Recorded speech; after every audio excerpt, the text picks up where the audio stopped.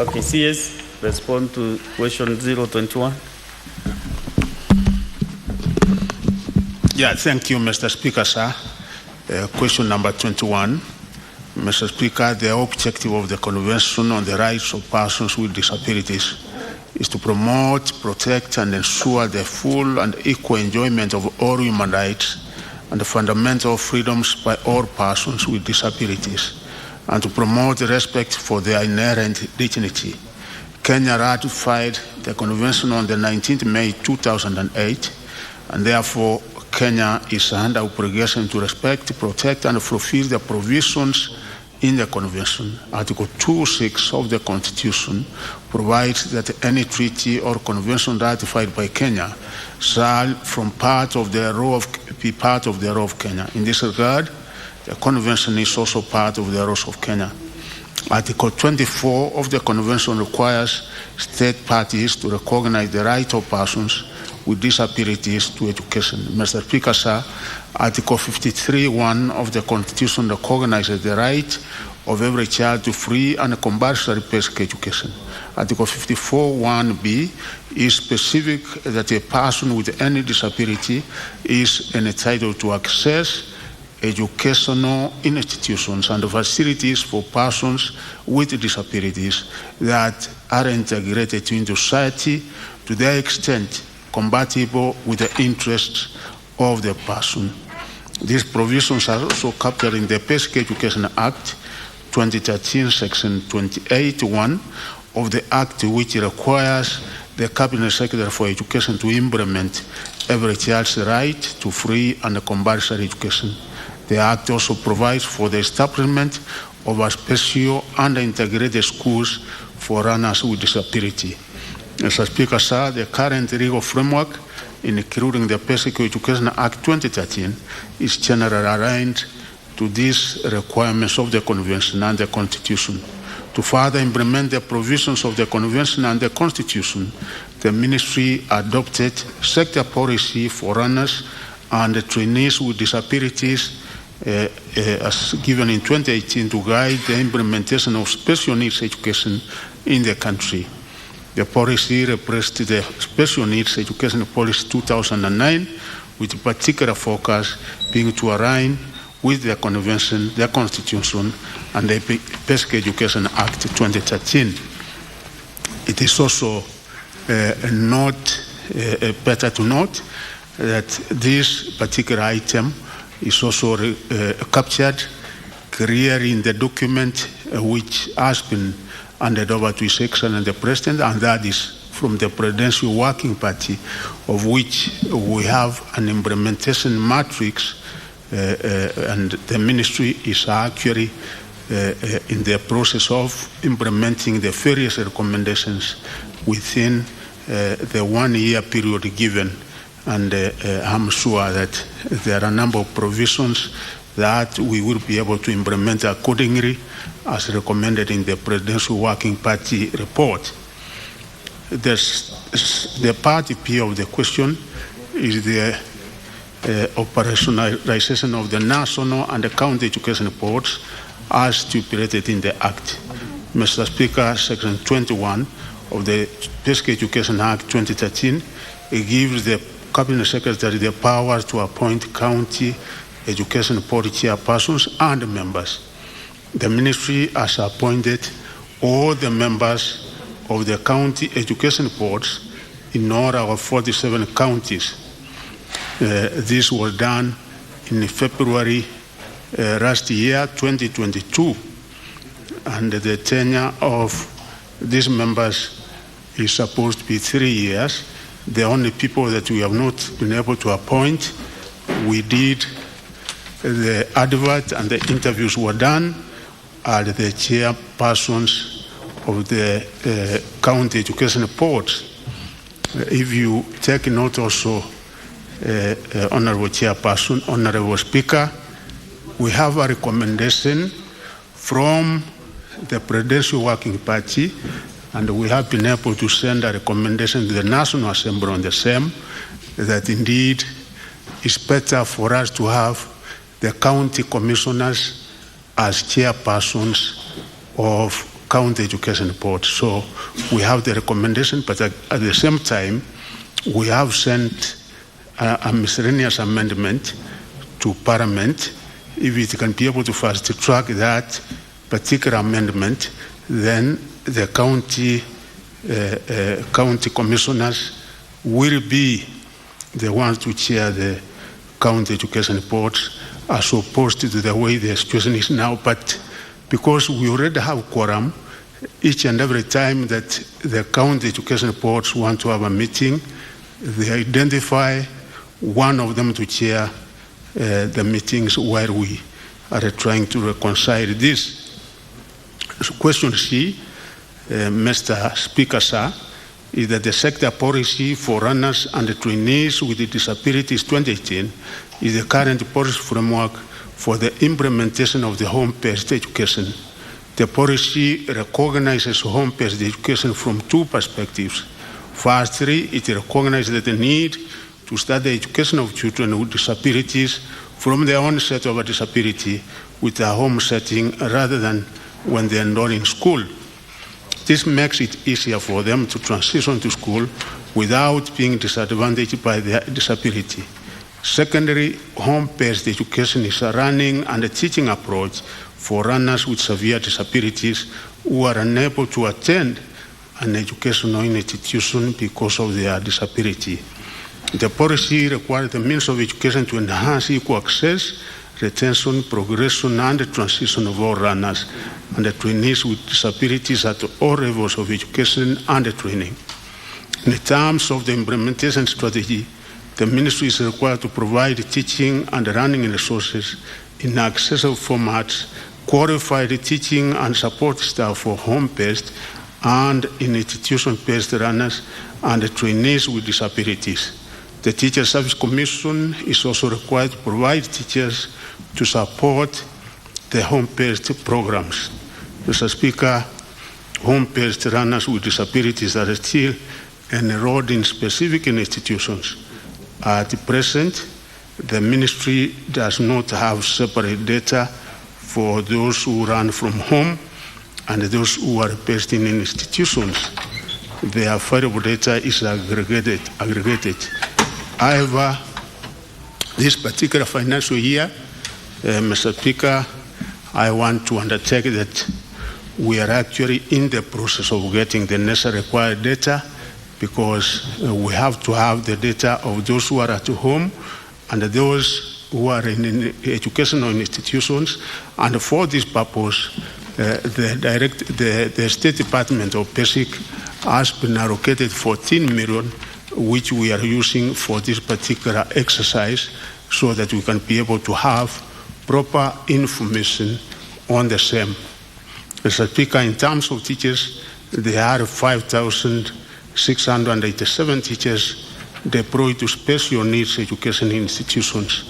The numbers on enrollment and funding in the year 2020 are indicated in the table provided for, and is quite detailed, Honorable Speaker, and I hope the honorable members have the copy of the table as outlined, indicating specifically the year and the amount disbursed thereof. So I don't require to go into specific figures. Question number D is that yes, indeed, this particular year, 2023-2024, we undertake that this particular policy which is in place as a ministry, and we are undertaking implementation, and as I've said, we have a allocation of 14 million for this particular purpose, and our county directors of education have been instructed by the sub-county directors to start gathering the information, and it is on the basis of that information that we will be able to make the necessary required policy initiatives and interventions where they are required, Honorable Speaker, sir. Thank you, Honorable Speaker. Thank you, CS. Honorable CS, sorry. Because you know you have the title Honorable as you served in the National Assembly, last Parliament. So the move of this question, Senator John Chibugwa, do you have a supplementary question? You have a privilege to ask 2 supplementary questions, either simultaneously or one, and then you can do the last bit. Go ahead. Mr. Speaker, I would give the chance to my colleague Senator, then I will ask later. Senator Mungatana Dansod Buya, Senator for Tana River.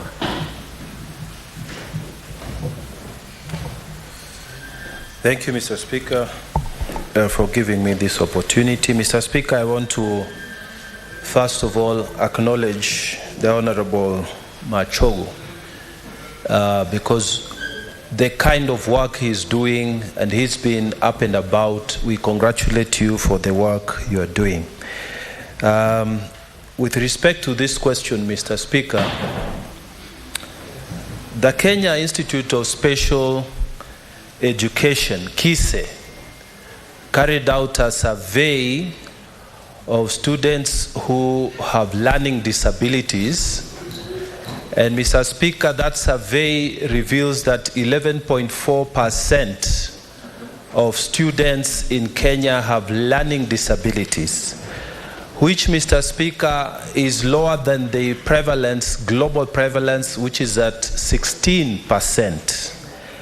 Mr. Speaker, the question I wanted to pose to the Minister is whether the allocations and the budgetary allocations for special education reflects this reality, Mr. Speaker. Has the Minister allocated sufficient funds for special education, especially for those who have very severe difficulties that they cannot access school, so they have to be home-based? Has the Minister allocated sufficient funds?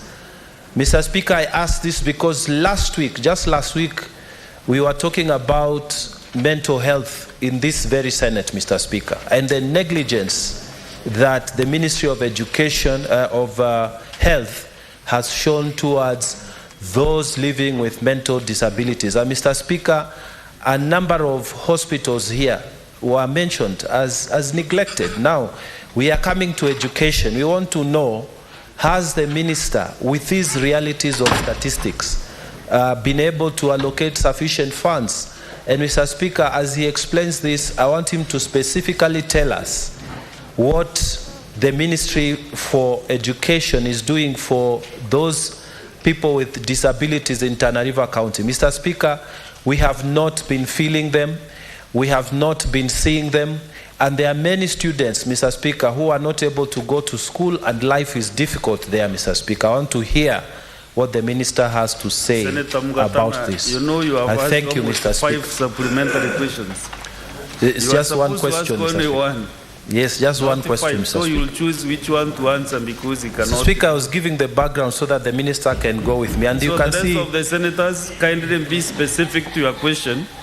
Don't give any background information. Specific to your supplementary question. CS. Yeah, thank you, the honorable member from Tana River. I take note of the question, Honorable Speaker. The survey done by KISE indicating a figure of 11%, and that's why I said also that actually we are doing a survey this particular year which will be able to give us the very accurate figures which we seem to have, but we want really accurate figures to come up with, and that's why we have tasked the county directors of education and the deputy county directors to undertake the same. And I hope with the little resources given to us this year, the 14 million should be able to undertake that particular assignment. Home-based care, I must admit, Honorable Speaker, that yes, we have not really been very effective in this particular area, and that is an area that we want to move into moving forward, because what we have done well is those educational institutions based, such that the disabilities, the number of cases, we admit them in these institutions, but we are supposed to go further than that, and as the policy says, we cater for those home-based, and that is why we are carrying out that particular survey. Allocation funding, yes, you know, out of the capitation that we give, if it is in junior secondary, the 15,040 is for a normal child, but for disability we give more. For senior secondary, when we give the normal 22,240, for disability we give per student between 35 and 37 because of the special needs that they require. We don't have specific figures as of now for Tana River, but as the rest of the country, I undertake that we will be able to take the necessary measures, because one other area which is also properly captured in the Prudential Working Party report, members, if you can be able to read this report, is on special needs children, where government is saying we have to put a lot of emphasis on this, and we have to give more allocation on this going forward. Thank you. Next is Senator Modigi Alexander. Senator Modigi, do you have a supplementary question? Yes. Yangu ni swali ya kawaida, Bwana Speaker. Supplementary question. Hakuna swali ya kawaida na swali ile ya siku nyingine. Bwana Speaker, yangu nashukuru waziri wa elimu kwa ile kazi anaendelea kufanya katika Kenya kwa majimbo 47. Tunakusapoti. Yangu swali ni walimu ambaye wanjiwezi na wale wengine wananjiweza, wakati wanafika miaka 60 kunakuwa na shinda wakati wa malipo. Wote unakuta wakimaliza mambo yao. Tumeona makampuni mingi inawalipa pesa zao za uzeeni ikiwa wamemaliza miezi 3. Lakini upande wa elimu unakuta wanakaa kama miaka 2 ama mwaka mmoja bila kulipwa pesa. Tunakuomba tu uwe ukiungana na Wizara ya Fedha, tuone ndio tuweze kuinua uchumi wa Kenya na kuwasaidia waweze kulipwa kama hawajakuwa na shinda, kwa sababu wanakaa mwaka mmoja miaka 2 mpaka inapandilika, wanakuwa ni kama disability. Hata hawa wengine wanakufa, wengine hakuna kitu anafanya. Mtu alikuwa pata pesa, unakuta kuna shinda. Utasaidia namna gani wakati huu? Kwa sababu tunajua serikali ya Kenya Kwanza inafanya kazi nzuri na wao wanafanya kazi nzuri. Asante Bwana Waziri. Okay, thank you. Honorable CS, respond to that other question. Asante sana. Ni kweli vile Mheshimiwa wa Embu amesema ya kwamba wale ambao wanastaafu ni muhimu waweze kulipwa malipo yao kwa wakati ambaye inafaa.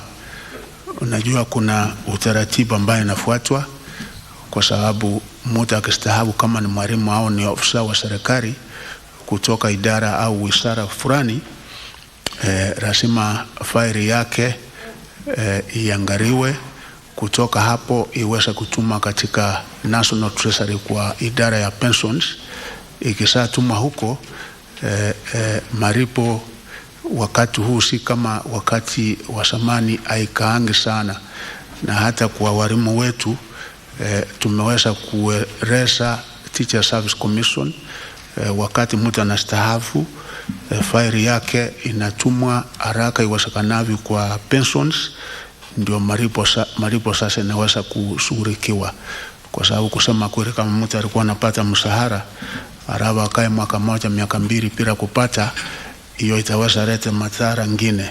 lakini ningetaka kuhakikishia mheshimiwa ya kwamba kama iko kesi yoyote ambaye pengine mmeweza kukaa mwaka, kwa sababu tunasitisha kwamba pengine ikienda miezi 4, miezi 5, mtu ameweza kulipwa, alafu kutoka hapa na weko kwa orodha, anapokea ile ya kila mwezi. Lakini kama iko kesi kama hiyo, tafadhali unafikisha kwangu, alafu kutoka hapa tutaweza kuishughulikia kikamilifu.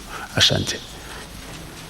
Asante sana waziri kwa hilo jibu. Next is Senator Professor Margaret Kamal. Thank you, Mr. Speaker, for the opportunity, and I congratulate the Minister alongside what my colleagues have said. He's running a ministry that is massive, ably. I just wanted to ask the Minister, what informed the change to return the chairing of the Education Board to the county commissioners? We know currently it was chaired by an eminent educationist from the county, which meant that they were able to, the education committee is independent of everything else and they concentrate on education. We know registrations of schools have not been completed and it is something continuous. We know that there are schools that do not even have title deeds. It is their agenda. We know there are issues of indiscipline and discipline that need to be dealt with. If it is given to the county commissioner, how can we be assured that they will have enough time for this? Because some county commissioners are faced with insecurity issues, food insecurity, also poverty issues. There are so many issues that they're dealing with. What really informed, and did the commission, the committee that was dealing with reforms, touch on this matter also?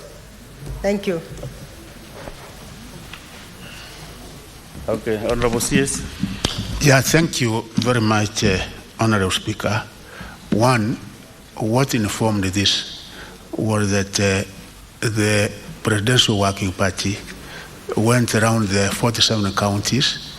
It engaged experts, it engaged stakeholders in various areas on their terms of reference, and one of them was on some of these areas, cross-cutting issues.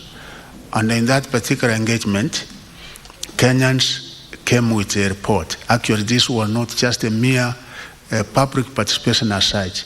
I think it was a people-driven process, Honorable Speaker, where Kenyans were freely giving their views.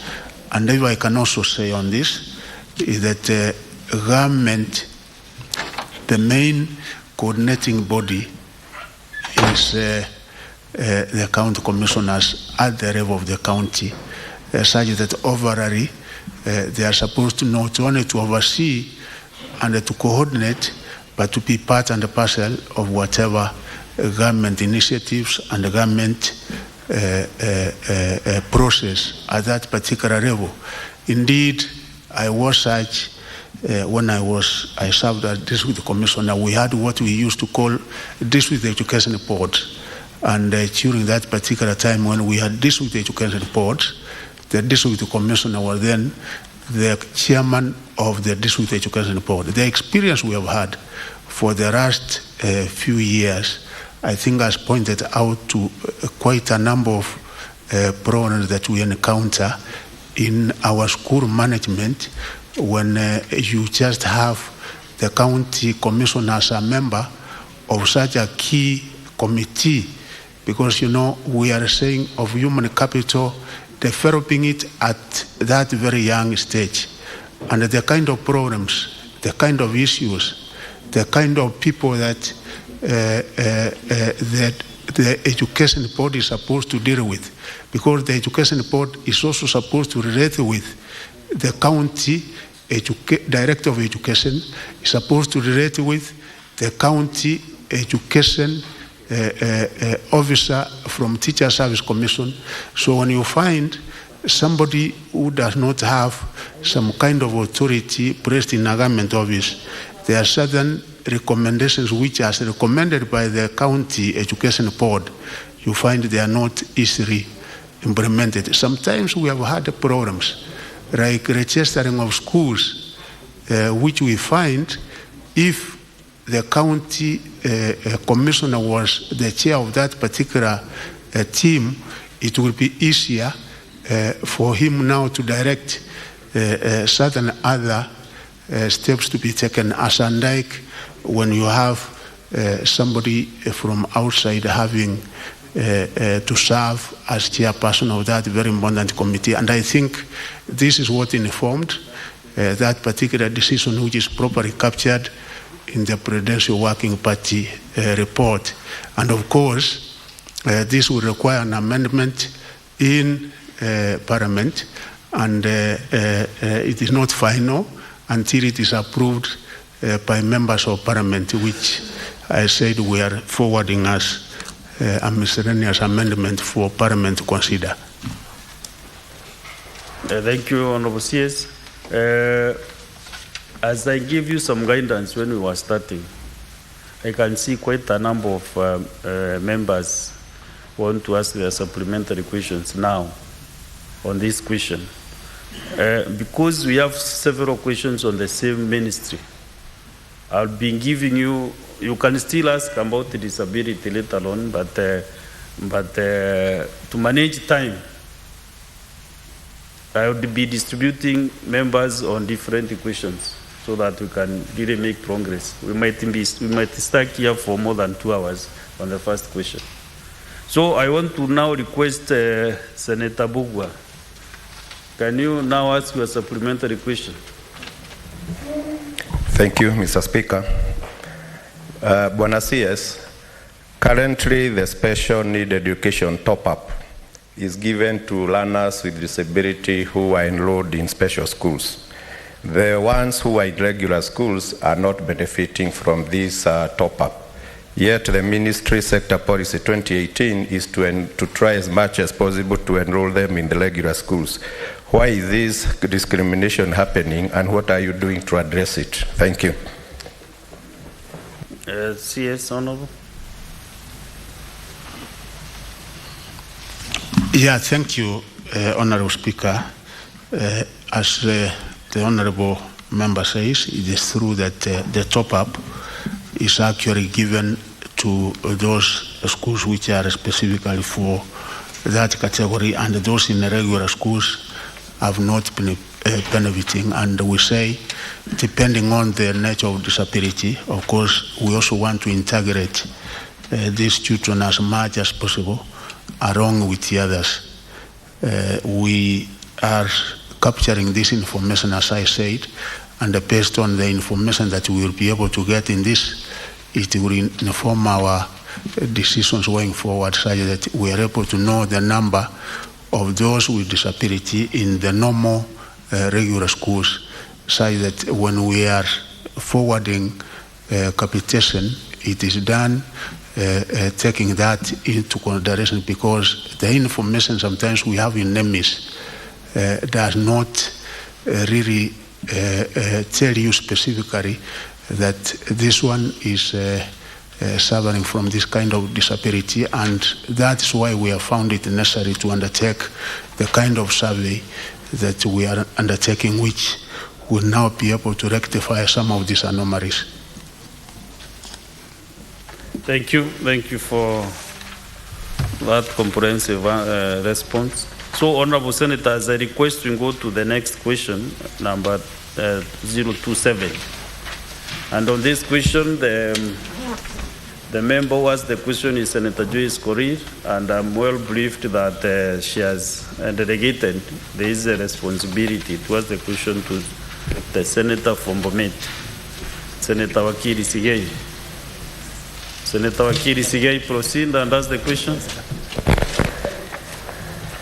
Thank you very much, Mr. Speaker. Before I ask the question 027 to the CS, I would like to first of all appreciate him for honoring this appearance today. This question was deferred, I think, in the last 2 sessions owing to circumstances which were beyond our control. And secondly, to appreciate him for the work that he's doing in the ministry. And in particular, Mr. Speaker, I would like to appreciate the CS for the support he gave to my school last Friday, where he was the chief guest in a prize giving day. The school is called Tenwick High School. I'm an alumni of that school. And this, Mr. Speaker, yesterday the Honorable Senator for Nyamira asked the committee relevant to what I know the CS will be expected at some point to respond as to the infrastructure allocation to national schools, the policy and the justification across such infrastructure allocation. From my end, I am already a beneficiary of that. Senator Sigei, are you asking a supplementary question? I am not asking. I'm setting the foundation for my question to the Cabinet Secretary. No, and that was my the questions. Mr. Speaker, I will ask the question. And then during your supplementary question, you can now be able, I'll give you that opportunity. Thank you, Mr. Speaker. Yeah. The question is in 3 limbs. I'll start with question 27A and thereafter B and C. The question goes to the CS, is expected to respond to why has project WP item number D106 RV/BMT /1502 job number 1011117A for the construction of a library block, hostels, a multipurpose hall, and lecture halls at Bomet University stalled in almost 1 year. That is question 1A. Mr. Speaker, question B. What are the measures is he taking, as the CS of the government is taking, to ensure the completion of the said project? And C, could the Cabinet Secretary provide an update on the findings of the task force that was established to address the issue of tarmacking of the grounds adjacent to the library block, the hostel, the multipurpose hall, and lecture halls at the institution? I thank you, Mr. Speaker. Before Honorable CS you respond, I want to confirm that whether through my colleagues who are supporting us here, whether the response is circulated to other members.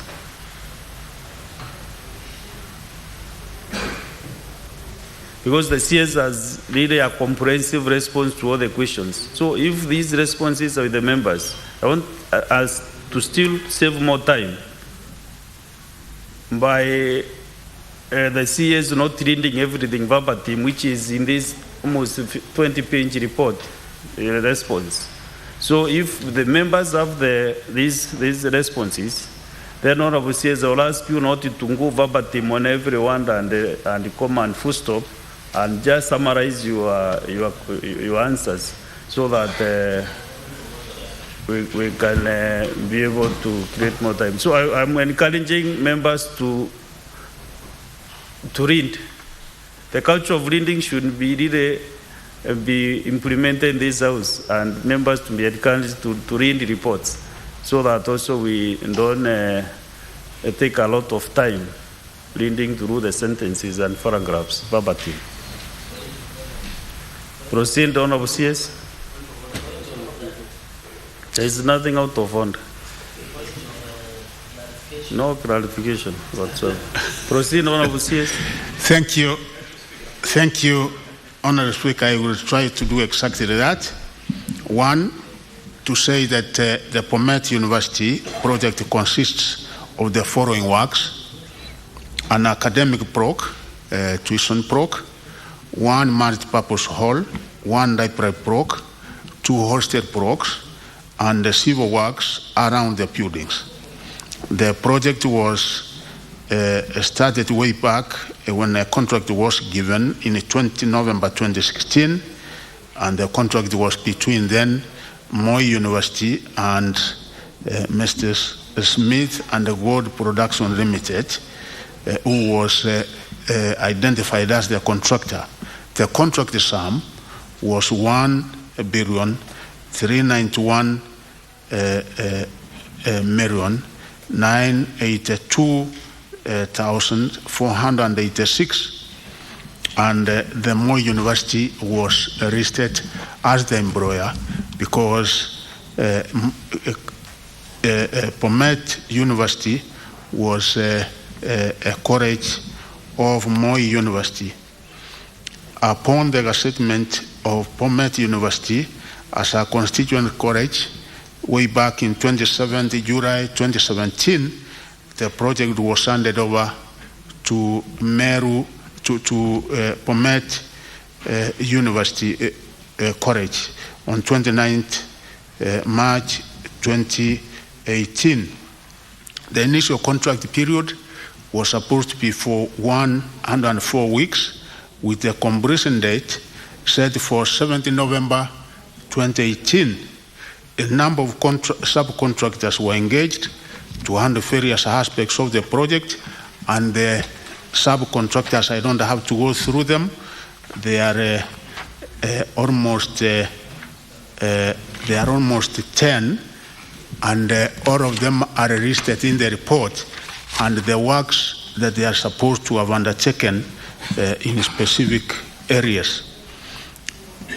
The project has not been completed, and there have been 3 extensions of the contract, Honorable Speaker. The first extended the contract by 52 weeks, which was supposed to end in 2019.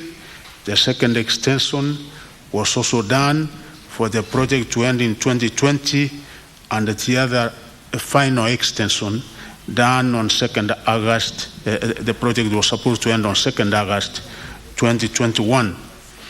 The main contractor, Honorable Speaker, are found on the site, but the subcontractors in May 2021 without providing adequate reasons.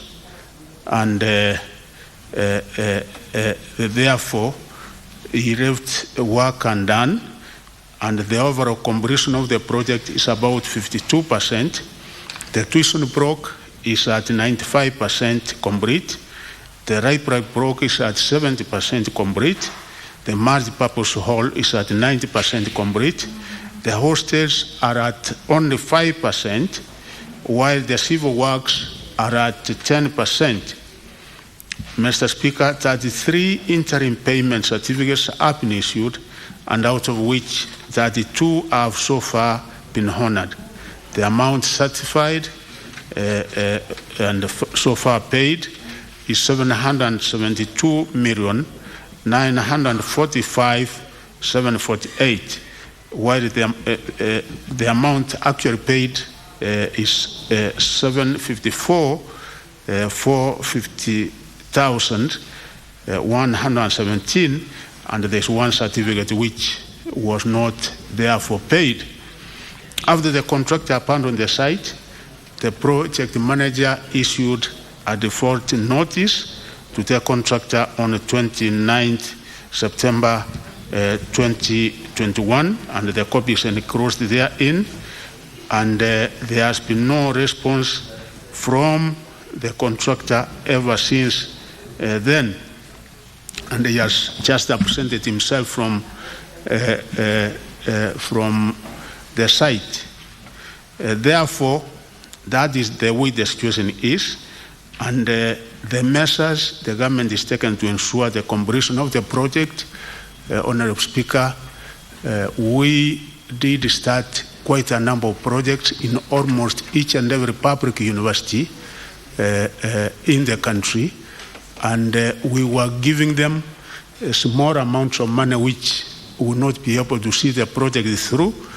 And apart from Bomet, we also have incomplete projects almost in each and every university. And what we are doing is that this particular year we have been given very little money for this university, because if you go to the initial contract, the amount that has not been paid is 532 million, if we were to go by that. But you know, given that the contractor has absconded, probably another new contractor has to be engaged.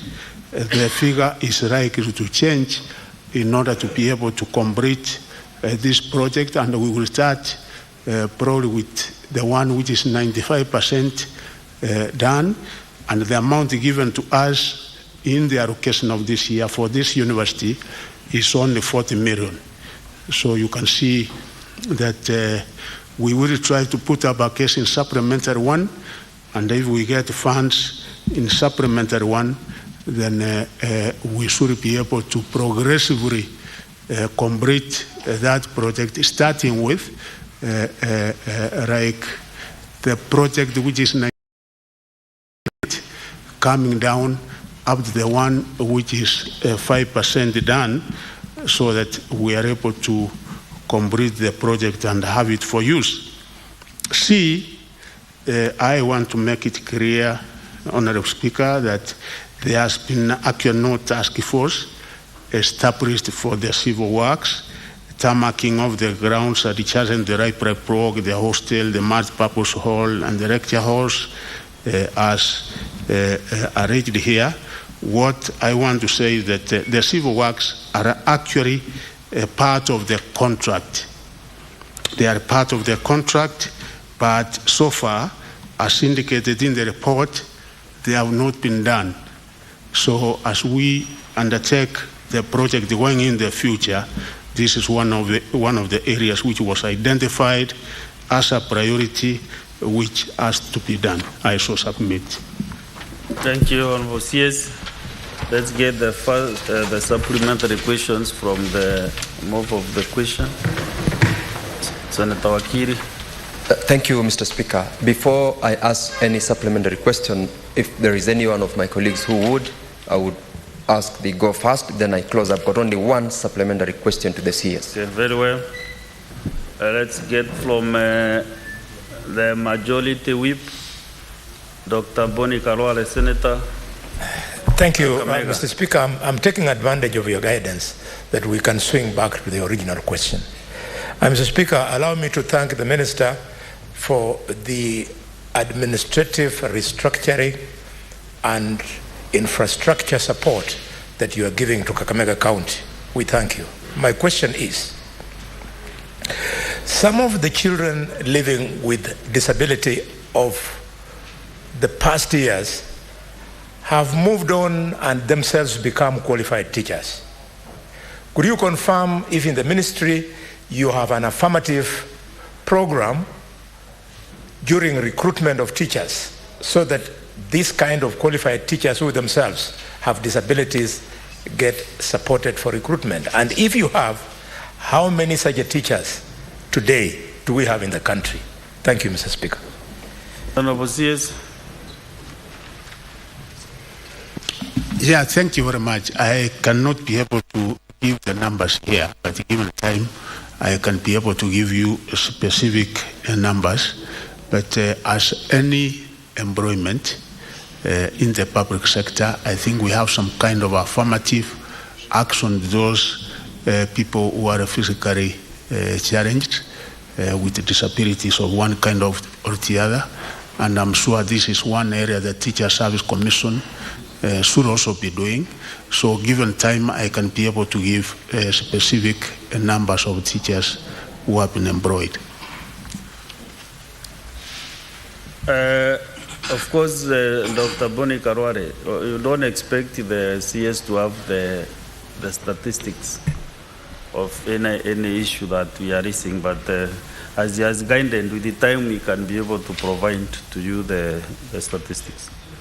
Next is Senator William Cheptumo. Thank you, Mr. Speaker. I also wish to thank the CS. Mr. Speaker, I think he's one of the CSs that we cherish the work he's doing. We served with him in the other house in the last parliament.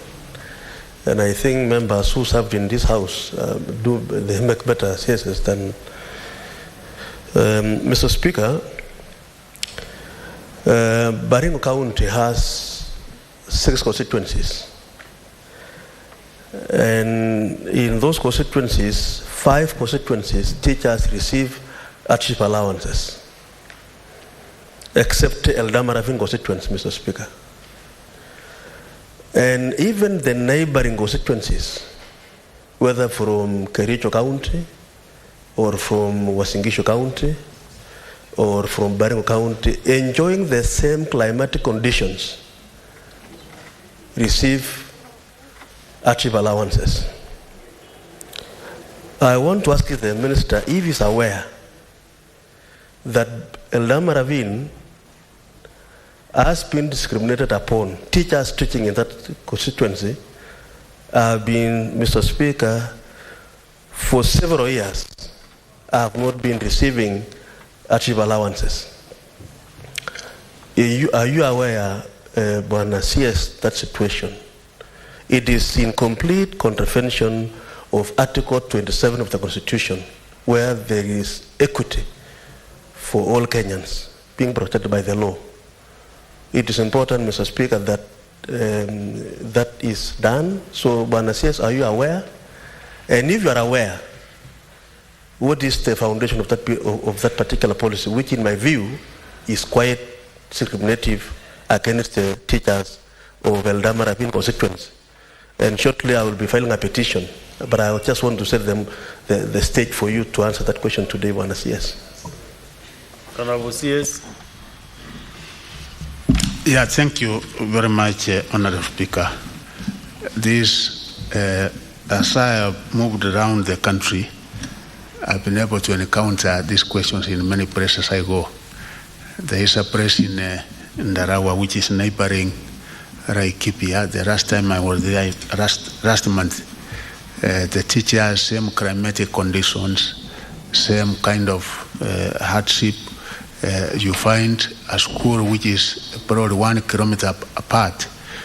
These ones are getting, and these others are not getting, making it necessary for people to apply for transfer in order to get that additional income. Now, the criteria for classifying an area as a hardship, I think, is clearly given out and clearly understood. Honorable Speaker, I think some years ago, there were certain other factors which must have been considered, apart from the really factors which are supposed to make it necessary for an area to qualify as either being a hardship or not a hardship.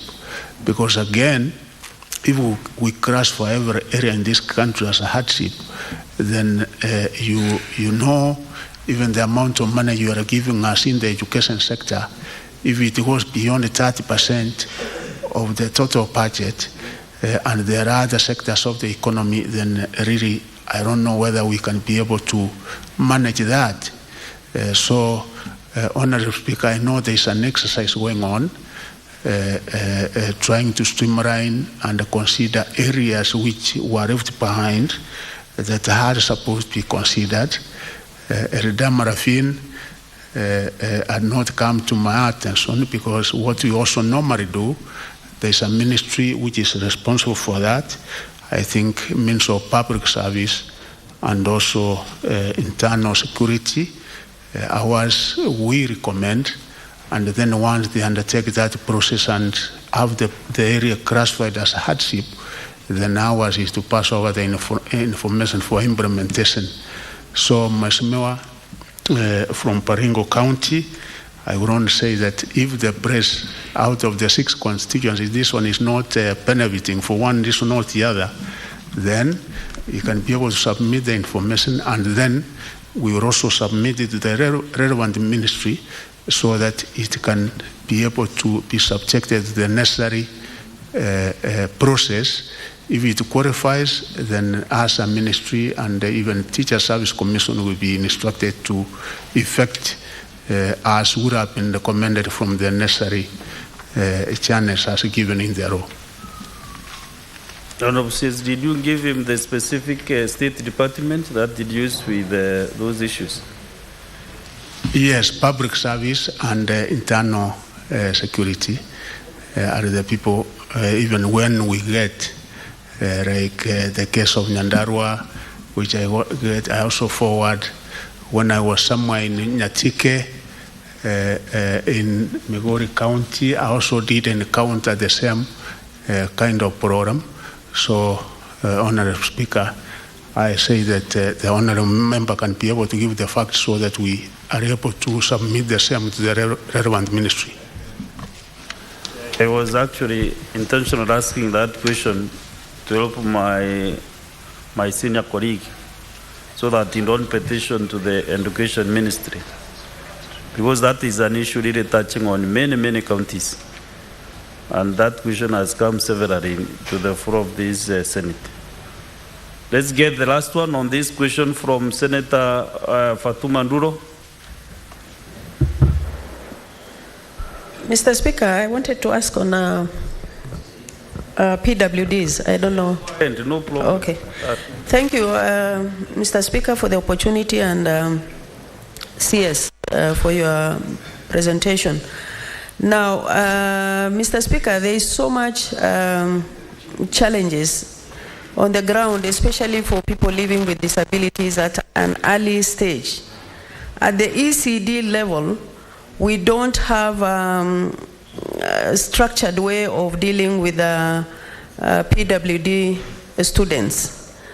My question is the ministry planning to do anything at that grassroots level, at the foundation level, where the PWDs can get proper foundation to go to primary school? Number two, placement of special teachers is a big problem in this country, because special students require special teachers who are trained in that particular field.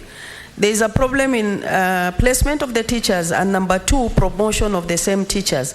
Does TSC and the ministry have separate plan from the normal students for PWDs? I thank you, Mr. Speaker. Honorable CS. Yes. Yeah, thank you very much, Honorable Speaker. As members are aware, ECD is the responsibility and the reserve of the county governments, but we work very closely in cooperation. We have a committee which comprises my ministry and the chair of Governors Council, the governor of Kericho County, Governor Mutai, and one of the areas that we discuss are some of these issues. Actually, we are developing some kind of policy so that there can be uniformity in matters ECD, because what we find, Honorable Speaker, is that each county does its own thing. Even the payment of ECD teachers, that lack of standardization, lack of uniformity causes quite a bit of problems. And this is a very critical stage, as the Honorable Member says, foundational running, because if we also lack in this, then even when they transition to grade 1, then there will be a missing link. And because we are encouraging 100% transition, if we leave out the people with disability at this particular stage, then we will also not be able to succeed in the policy of 100% transition. And I think the kind of survey we are doing in this, and the meeting we are having between us and the Council of Governors, we will be able to tackle and sort out some of these issues. Okay, Senator Sigay, ask you a supplementary question. Thank you very much, Mr. Speaker. Thank you, CS, for the responses that you have shared with us this morning, particularly on the measures that the government is currently taking to ensure that there is completion of such projects. Honorable CS, I listened to you, I've gone through the response you gave us, and I'm a bit worried that you have not been given what they would call the actual situation on the ground on this particular project. You are aware we have had issues with the institution, particularly with administration and the management. In this regard, CS, your responses at paragraph 22, 23, and 26, these are where I would want to ask supplementary questions. Under paragraph 22, your response, which I believe the officers who gave you these responses intentionally did so that they serve the intention they desired. This particular contract was extended 4 times: 7th of November 2018, 7th of November 2019, 7th of November 2020, and 2nd of August 2021.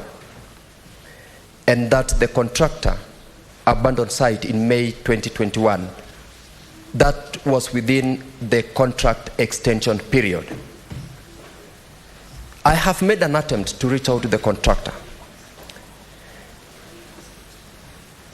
In response to that paragraph 22 and 23, one, the contractor indicated that on the 22nd of October 2018, there was official handover of one part of the project, one academic block, that is in bracket tuition block, which is made reference to in paragraph 17A. This is actually, it was an official state function where the then President, Uhuru Kenyatta, presided over. That is when a handover ceremony was done, a handing over certificate was prepared and presented and issued, a certificate of completion was made available, and the first moiety was thereafter paid of 5 million to the contractor. That is with regards to the tuition block. The response here is that the tuition block is 95% complete. It could not have been possible for all this to be done, including a state function to be done, if that position was true. Secondly, under paragraph 22, where you have said that the contractor abandoned site, he indicates that there was already occupation of the site by the administration, and technically, therefore, he could not be working on a site that has already been occupied as at May 2021.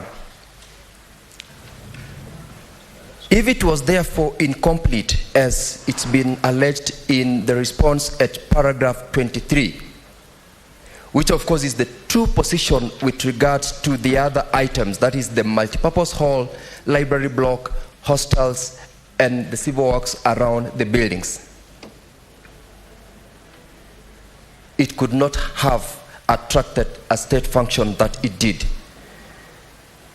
The only thing that paragraph 22 responds well is with regards to the non-payment to the contractors leading to their abandonment of site. And this is not towards the ministry. This is with regards to the administration at the institution. And CS, I'm sure you are aware about that. We have had a conversation about this. Are you aware that there is already another contractor who's been contracted by the current administration to undertake that which your officers have responded to you at paragraph 28? Because you are saying you are undertaking options to procure another contractor, yet there is already another contractor who has been on site for a couple of months now. And lastly, under paragraph 26, you have responded that there has been in the 21st regular meeting of the University Council in May 2023, there was an invitation to the project manager who gave reports as you have highlighted there. The contractor says he has never failed to appear on any invitation by the council. Instead, he's been kept away because there is already another contractor who is on site. Contrary to the law, contrary to what the ministry would have expected the administration of the institution to undertake. what would be your responses, Honorable CS, to those particular concerns? And in particular with regards to the element of interference with the contractor, occupation, and the official handover of the tuition block where the president then indeed presided over the event. Senator Ezekiel, you know, you are prosecuting the way you do best in the courts of law. This is the Senate, not the court of law, you know. The way you are no, you are okay. I was just, this is just by the way that you are really practicing the court procedures. So several issues have been raised, but maybe Waziri respond to his supplementary question. Yeah, thank you. Thank you, Honorable Speaker, and the Honorable Member from Bomet. One, in case there was a state function, which I don't deny, you know, completion of a project entails many things, Honorable Speaker, because it might be that including furniture and other things which were supposed to be done in that particular tuition block might and was not done when that particular visual opening of the building was concerned, was done. So we cannot be able to give it 100%, and that is why actually we gave it 95%, because you know sometimes, Honorable Speaker, you know, probably the head of state might have been in that particular area, and they might have said which particular project do we open at this particular time, which is nearing completion. And Bomet University must have been such one project which was formally and officially opened, but there are certain other things which I said 5% which had not been done. This report, Honorable Speaker, was done in June to Parliament when I was supposed to appear here. If there is anything that has happened within the university, and it will be regular, really for them to engage another procurement process, another contractor, without such information also coming to the ministry, because it is us, the ministry, which is giving the money. And we have said we require things to be done in a proper manner, meaning that we don't want to give a contract unless and until we are sure that we have adequate funds to undertake the same. So what the Honourable Member said, I will have to check with Bomet University to make sure if indeed there is any such contract which has been issued, and what nature of contract, does it involve the components that were supposed to be done under the original contract. I have not done what he has done, engaging the contractor, because you know there are official channels of engagement such that the project manager must be able to put it in writing to their contractor in order for the contractor to appear or not. Informally, as PS, I cannot really call the contractor direct. So the information I got from the project manager was confirming that yes, they have tried, and the contractor for one reason or another has not been able to appear, and hence the decision taken the way they have taken it. I don't deny, because as I said, there are 3 extensions which have been done. In case there is a 4th one that was done, it was not brought to my notice, but overall, I think it captures the spirit and the answer that there have been extensions of the contractor, but again, due to one reason or another, completion has not been able to be done. And actually, what we are also doing in the process is that, yes, the 754 million which has been paid, vis-a-vis comparing the amount of work which has been done, because the amount which was remaining was about 532 million. Is it that the government gave more than what it should have given? Is it that the government gave less than what it should have given? That is one other area that we are also trying to establish so that we know whether we give more to the contractor as he has absconded. But it's an issue which Honorable Speaker undertake to work on, even with the funds that we'll be able to provide to that particular university, to know what exactly we can be able to do with the fund this year and moving on until we are able to complete the project.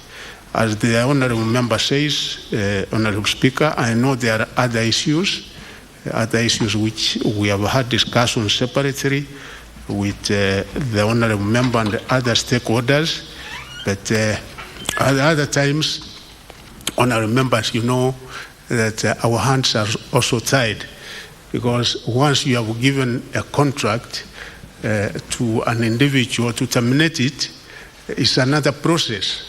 Because if you go terminating the contract, then you know Kenyans how they are. The matter goes to court, and it becomes quite a headache.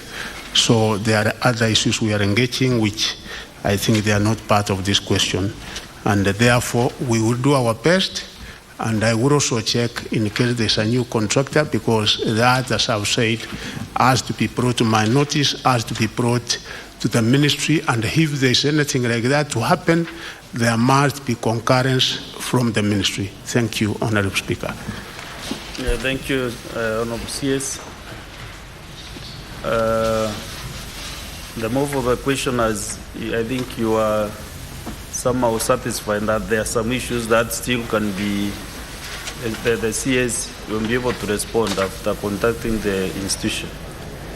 In the context of the questions which were before the CS, I will take the responses is given, but as I have indicated, there is less that has been shared to the CS than what is actually happening, and we will deal with that on a separate engagement, as he's rightly put. I want to appreciate the CS for also taking your time and appearing. Earlier on, I had wanted to appreciate the CS, Honourable Speaker, and you told me that was amounting to a supplementary question. In my capacity as an old boy of that particular school, I wanted to appreciate the CS for giving us the support that he gave us on that last Friday. We truly appreciate, and that I know is an effort that it took your office to make sure that Tenwek High School as a national institution also gets, in terms of infrastructure, to the status of other institutions. We will support your ministry as also stakeholders in that institution, even as we push ourselves to support this other institution, particularly the one that has brought us here this morning, to also ensure that there is some semblance of appropriate utilization of public resources for the benefit of us Kenyans and the locals who are also looking up to your ministry to do that which it can do within the law to support such institutions. I thank you, Mr. Speaker, and once again, thank you, CS. Thank you. Now let's move to the next question. Question 034 by Senator Pelis Tobiko. CBS.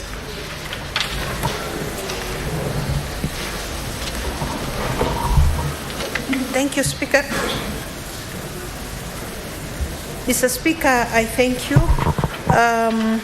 Could the Cabinet Secretary state the purpose of the Grade 6 Kenya Primary School Education Assessment, providing a per county breakdown of learners in both public and private schools that sat for the assessment in the 2022 academic year, and indicate how many of them transited to junior secondary schools.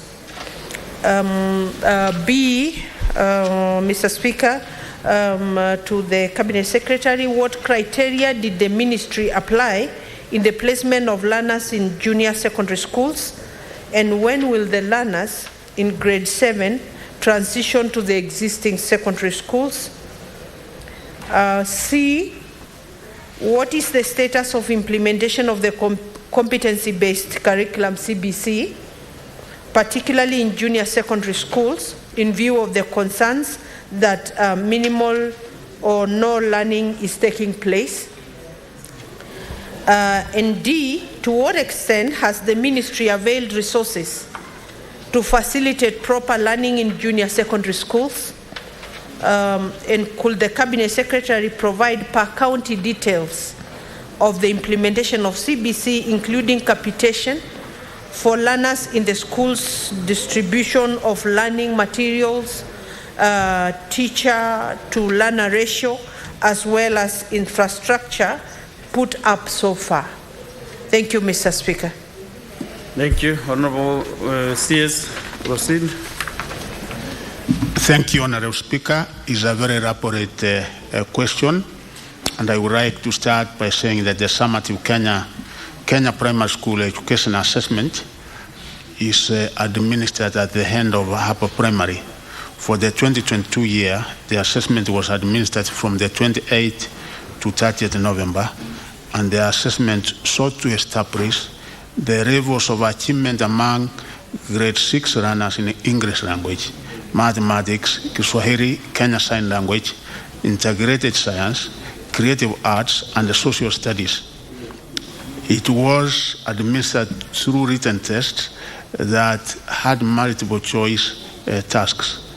The purpose of KBC is to establish the level of master of competencies among learners in the various learning areas. This is in line with the recommendations of the Presidential Working Party on Education Reform. In its first progress report to His Excellency on 1st December 2022, the Presidential Working Party recommended that KBC should be a continuous assessment for monitoring learners' progress and achievement, and not for purposes of placement of learners to grade 7. Indeed, we have been able to give, as indicated in the report, the specific objectives of KBC, which is listed from A, B, C, D, E, F, up to H, and I don't require to go into each and every specific areas listed as what the purpose of this is, Honorable Speaker. The assessment was guided by the competence-based assessment framework for the age-based pathways, which recommends an assessment at every end of upper primary. It is important to note that the summative assessment was preceded by a school-based assessment which started at grade 4. The school-based assessment comprises classroom assessments conducted by teachers. The teachers are guided in the curriculum designs on the activities to carry out to assess learner progress and to develop appropriate remedial action. Mr. Speaker, sir, this was reinforced by the class assessment by providing Kenya National Examination Council provides standardized tools for this assessment at grade 4, 5, and 6 in all running areas over in upper primary. They are given opportunity to work out as individually in groups and with the support of resource persons, even parents and the teachers. The assessment tools include written tests, projects, practical performance tasks, observation checklists, oral and portfolio assessments. And 60% of this assessment is based in the school, commonly known as formative, and 40% which they sit at the end of grade 6 is commonly known as summative. The scores are analyzed and the reports are used as feedback to the stakeholders. The runners, the parents and teachers received instant feedback about the formative assessments. For the summative KBC assessment, schools who have been provided with specific reports that highlighted the performance of candidates in each running area. and the gaps and the suggestive remedies were also given in those particular reports, and have given the breakdown of the numbers as indicated in that table of all the candidates, and a total of 1,194,600 out of the 1,212,000 runners have enrolled in a junior secondary school, translating to a transition rate of 98.54%. It is also shown in the annex, and I've shown the numbers for each and every county as they transitioned to junior secondary. The second part of the question, Honorable Speaker, is that domiciling of junior secondary school in primary schools was also done following the recommendation of the Presidential Working Party, and of course, having received information as to what was required to be done from the counties and the Kenyans at large, because Kenyans were given the opportunity to discuss on this and recommend. So junior secondary school, as we talk, is currently domiciled in the existing primary schools, and all of them, I think, are shown. They are in the given schools. In a few of the above, all grade 6 runners transitioned to the existing primary schools, and we have almost 100% transition in this. The current grade 7 will transition to senior secondary, as you are aware, in the year 2026, and they will also transition to universities in 2029. Part C of the question, that is minimal running taking place in our junior secondary schools, I have this to say. The ministry has been implementing this since 2017, when the government decided that we have to change our education system to align it with what is happening regionally and globally, and also to be able to make it competitive and to equip our young people with the necessary skills and competencies. And ever since then, the first cohort, of course, is the one in junior secondary schools now, and the efficacy of CPC indeed has been subjected to extensive stakeholder consultation and public participation by the Presidential Working Party.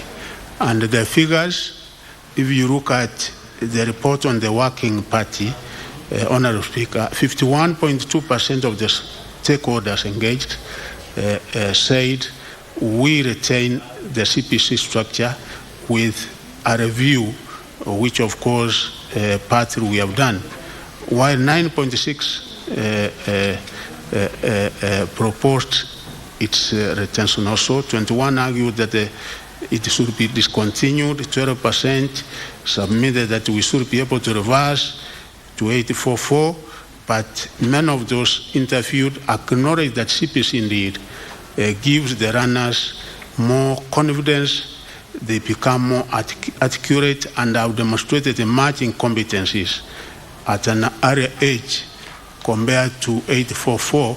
And I'm sure members who have these children, you might have those in 844 and you might have those in the CPC. You can be able to make a comparison. I personally engage them at the CS Education, and I'm able to see indeed there are differences, and CPC comparatively is much better. I also wish to confirm that the government has taken many measures, because we have been given capitation for junior secondary, the tune of 40 per student, per child, and we have disperse these funds to the respective schools. Part D is that we have been provided with resources, as I've said, and out of the 15 per annum, it is categorized and split out as this. 1,200 is for textbooks, which we have given to each and every school in the country. I'm happy to report, Honourable Speaker, that there is no school that has not received the necessary textbooks for grade 7. 450 is for preparatory materials. 1,000 is for materials for practical. 2,550 is for stationery, and the amount that we have dispersed so far is 50% of this, which is 9,508,894,355, and we have given the amounts given to each and every county as given in the breakdown which is in the table. We have also spent on course books 3,164,364,856 for junior secondary run, and we have also given a breakdown on how that money has been spent in each and every county. Teacher Service Commission has also recruited teachers, 6,000 as interns, and we recruited 30,550 teachers to alleviate the very serious teacher shortage that we have in this, and therefore we have posted a total of 38,917 teachers to the respective junior secondary schools all over the country. We have therefore can comfortably say that as much as we have few challenges, even in infrastructure, Honorable Speaker, we are in the process of trying to get funds to construct integrated resource centers and sanitation facilities, and the amount we are looking at is 3.36 billion. We have already had an engagement with the World Bank, and we hope that we should be able to access these funds, which will then enable us to build and construct a total of 1,867 integrated running resource centers. And also our members of parliament through CDF, we are engaging so that they can also be able to assist from the infrastructural part of the funds that they get in CDF, so that we are able to construct particularly repositories which we are calling integrated resource centers. So I must say that there is proper running going on within our CPC, each and every level from grade 1 to grade 7 where we are, and progressively we are also trying to mitigate on the few challenges that we have, particularly on infrastructural development as required by CPC. I so submit. Yeah, thank you, Honorable CS. That's very comprehensive indeed. Senator Tobiko Pellis, do you have any supplementary question?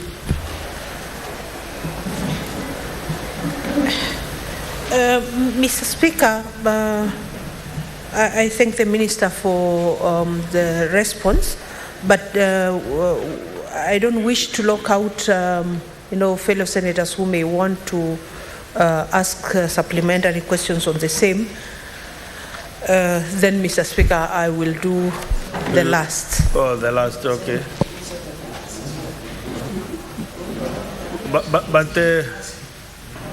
but still you could ask, you see the first two supplementary questions belong to the owner of the question, and then other senators ask only one supplementary question. But if you choose to do at the end of the other questions, supplementary questions, that's fine, that's okay.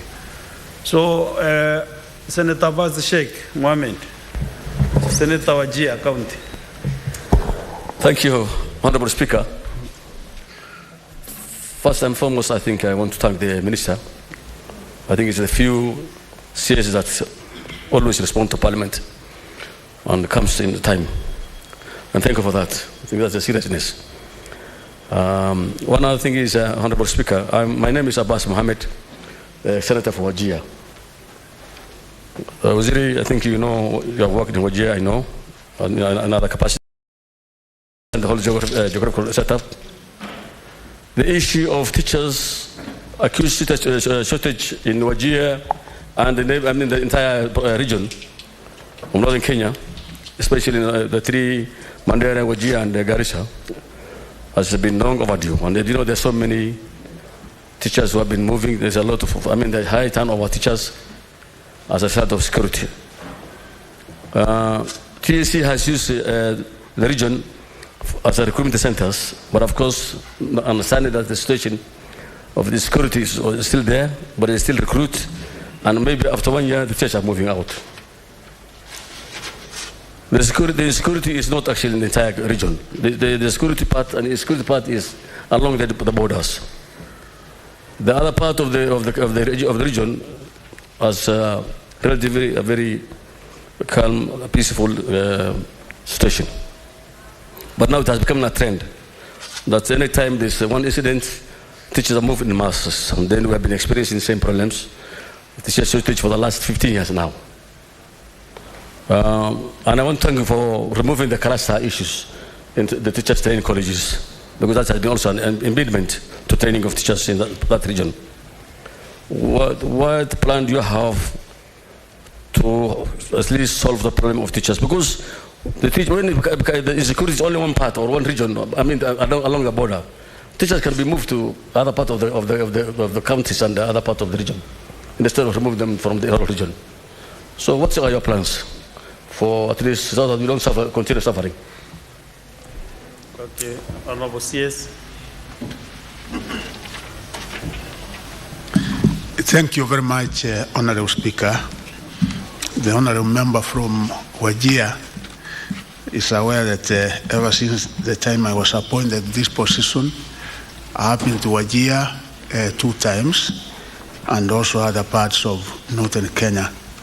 One, we have discussed, even the last time I had a meeting with the local leaders in Wajir, the members of parliament and the governor. We did discuss on this particular issue, and one we came up with is that there have to be homegrown solutions. Homegrown solutions, meaning that yes, we have to train people from those particular areas to be teachers. One problem we found out is that even those who have trained prefer to go into other jobs.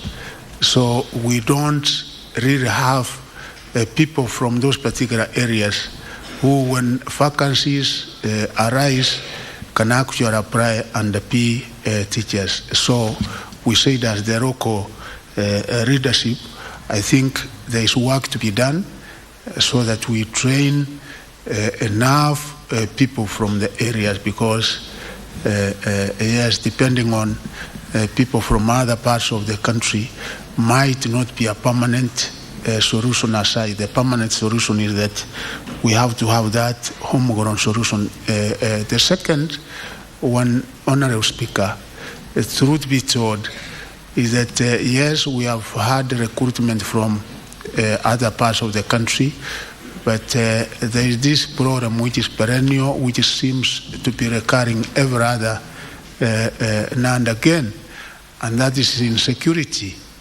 And really, apart from what the government is doing, it must be a combined effort, the local leadership, the local people, to deal with those issues, because once we have the area secure, proper security, such that there is no fear, because no human being would like to work in an area where he's cared about his own life. He doesn't know what is going to come tomorrow. So that is one other area which has scared away people. And you find employment is done, and after probably few months or years, one is asking for a transfer or even absconding duty permanently, because that is what we find out. So I think it has to be a collaborative effort between government and the local leadership in order to really mitigate on the kind of challenge we have in that particular area of the country, because even when we declare vacancies, you find Kenyans, a number of people are also not willing to serve in some of those areas. So we have work to do, and I think it's an area that the Member of Parliament knows the challenges we have, which we are supposed to collaboratively deal with. Thank you. Thank you, CS. Senator Mohamed Chute. Thank you very much, Honorable Speaker. Let me commend our able CS for education. You've worked for this country as a politician and now as a cabinet secretary. Congratulations and thank you very much. In support of, Mr. Speaker, in support of Senator Sigei, I think and I believe that the cabinet secretary, taking you back to question number 027, you are not, I think you are not given the right picture of what transpired. Looking at the document you produced today, Mr. Speaker, the cabinet secretary has shown that there is a payment of 754. And that one shows the contractor was paid over 30 million shillings. That is something the CS should have known. Again, there is the issue of performance bond. Performance bond, the CS is not mentioning about performance bond.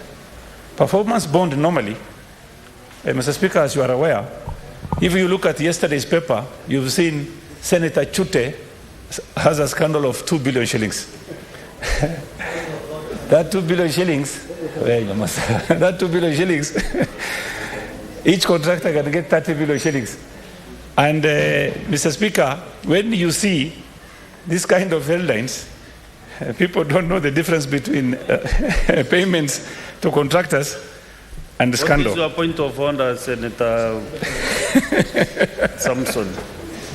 You pro-teach. Mr. Speaker, on the contents of speech standing order number 101 and 105 and 98, is the Senator of Marsabit in order, Mr. Speaker, to try and use this house to cleanse himself from the allegations that he has 2 billion, Mr. Speaker? Is it fair?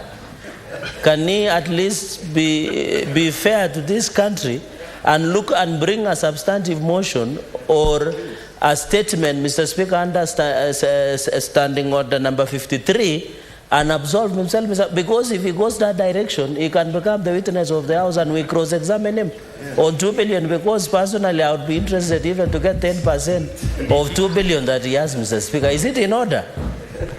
Sorry, Senator Mohamed Chute. Is the amount that is being mentioned related to schools in Marsabit County? Infrastructure development of schools in Marsabit? Is it related with the... No, Mr. Speaker, this is not. So just go direct to the question that the Mr. Speaker, to respond. Let me thank my friend for bringing this issue up, but I'm going to give a personal statement very soon on the same. Thank you, Mr. Speaker. My other question was, there is the issue of performance bond. The able CS would have told us how much they recovered by recalling the performance bond. And if he cannot give the answer now, can he get some time and give us that answer, if possible, in the next 1 week? Thank you very much. No, you have no powers to direct the CS. Thank you. You are not the chair, Honorable. Why are you taking powers that does not belong to you? Okay, Waziri. Yeah, thank you, Honorable Speaker, and the Honorable Member from Marsabit. We have had two functions in Marsabit, one in Moyare and another one in Marsabit. And there were quite a number of challenges that we were also able to witness in Marsabit, which I think he will also be able to focus himself on. Like the only A that we had in Marsabit was a student who went to Maseno School. And you know the recommendations which we had when we were in Moyare, and also the recommendations which we had when we were in a committee in Marsabit. This performance pond is of course a necessity in a project of this magnitude. I did not check the figures on this particular project, and Honorable Speaker, is something that I can also be able to work on and get the figures and be able to avail the figures to the Senate in the next meeting. Thank you, CS. Let me now get the supplementary question from Senator Tobiko. Honorable Senators, the next question you still have an opportunity to ask your questions. Thank we you. are not in a hurry today. We have only one CS. Kwa mpango ya affordable housing, sisi tulikubaliana tukipanga ajira tunakubali kazi ni kazi, ama tulisemaje? Sisi tulisema wera ni wera. So vijana mkae chonjo. Muko tayari vijana wa Nyeri kwa hiyo kazi? Muko tayari? Ama nyinyi ni wale wa kuchagua jembe? Muko tayari? Kazi ya plumber ikipatikana simnafanya, electrician simtafanya, ya kila kitu simtafanya. Tuko pamoja? So mimi narudi hapa 2 months kuja kuanzia hiyo mpango, ndio tuanze kupanga ajira ya hawa vijana.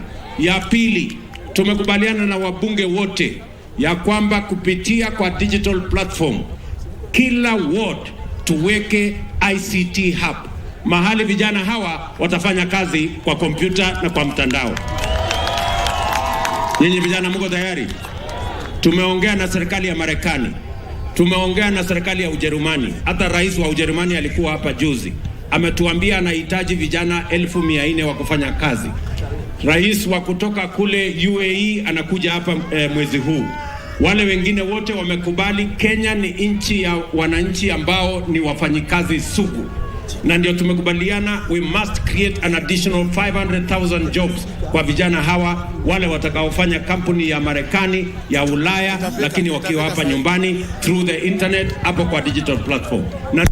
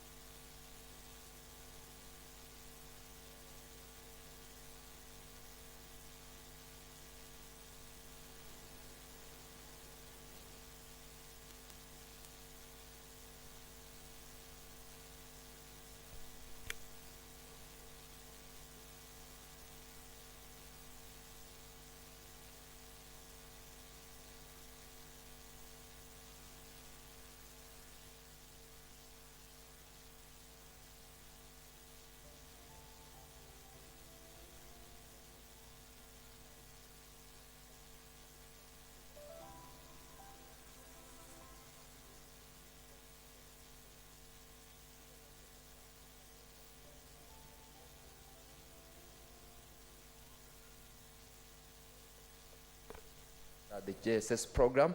I'm sure their number. This is something that is in the public domain, that for the very first time in the administration of any government in this country, the highest number of teachers have been employed. 8 months into the administration of the Kenya Kwanza government. And I'm sure this, of course, has gotten into it out of the very extensive guidance that you've given as the CS.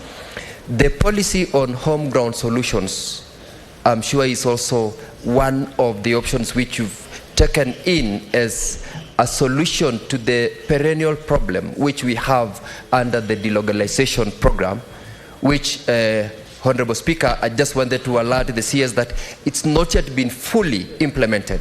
And I will ask that through the very able leadership of the CS, that particular policy be fully implemented so that we enhance the home ground solution in terms of ensuring that the teachers who are in various institutions are able to fully serve the students, the community, and the institution. My question, Mr. Speaker, is with regard to response at paragraph 35 of the response by the CS. This is with regard to the school-based assessment, which is guided at 60% of the KBC assessment program and summative assessment. I am aware that there are so many challenges. In your response, you have said that the school-based assessment comprises classroom assessment conducted by teachers, and the teachers are guided in the curriculum designs on the activities to carry out to assess the learner. Prior to the summative assessment, Mr. Speaker, the institutions which have got very varied facilities, sure cannot be able to assess at an equitable level. What is it that the minister has done, despite the challenges which of course I'm aware exist, to ensure that there is some equity, both in terms of these two assessment programs under the KBC program? I thank you, Mr. Speaker. Okay. Honorable CS. Yeah, thank you very much, Honorable Speaker. As the Honorable Member from Bomet has said, we have so far employed 38,000 teachers, and we are yet to employ another 20,000 this year, which will make 58,000 in total. We did commit as Kenya Kwanza administration that progressively we will be able to go to 100,000 and more, and I'm sure that in the next financial year we should also be able to do better in this area, because one of the challenges we have countrywide, Honorable Speaker, is on shortage of teachers. Homegrown solution, I'm sure there is the next question also coming from the Member of Parliament, the Senator from Nandi, on the same. But on this particular issue, what I said, particularly on areas not in Kenya and the others, where we have had programs with teachers being employed and then moving out, is that we are also now progressively in the recommendation as contained the Presidential Working Party report, changing the entry grade, because we are now getting into implementation of that report.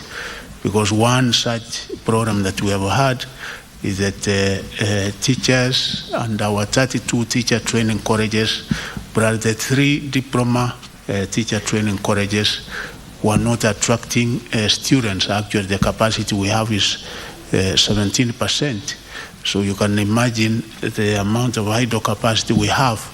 And moving forward, we think the program has been the entry grade, the cluster, which we are working on, such that children from those other areas can be able to train as teachers, and this will be able to give some kind of permanent solution moving forward. But the other part of the question, which will cover Nomogor, and I will answer in the next question. School-based assessment. You know, the tool of assessment, which I said, is standardized. Of course, there are disparities. We cannot be able to say there are no disparities from one school to another. But generally, what we found out, our fears were actually kind of done away with, because initially we were thinking, can it be objective? All the criteria of assessment is going to be kind of subjective.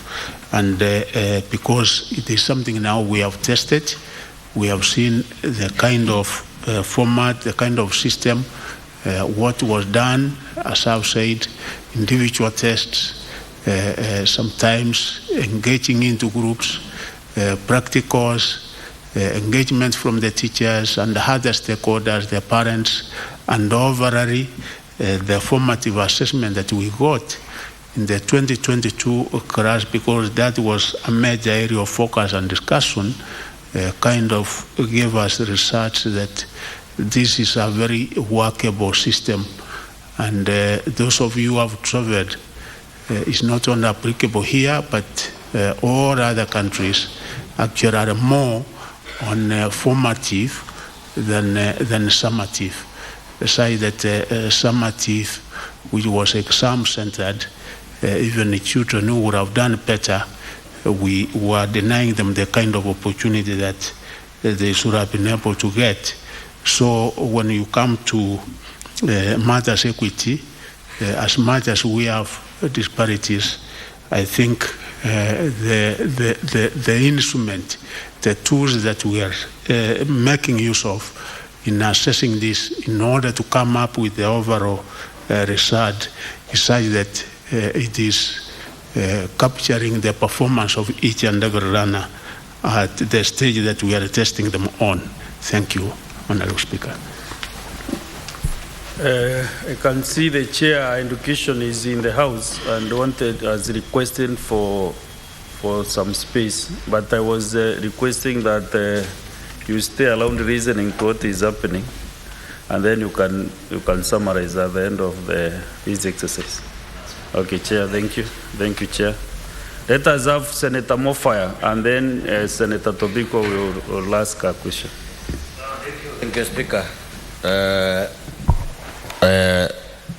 Waziri Machogu, the country is happy because I think you have installed sanity to the education system in this country. We have had a lot of confusion on serious issues, and I'm very sure now the parents are sure of where they are going and where their children are going. I happen to be the Senator of Tharaka County, and I'm about to ask you a question that I'm very sure is on your desk on a number of schools, primary schools, which were burnt and demolished in 1996 in a location called in Toroni. Toroni is in Tharaka North. I think your officers can put those names down. There is a school called Machabeni Primary School, Karimba Primary School, Kiumbe Primary School, Mpunguru Primary School, and the Kanjaro Primary School.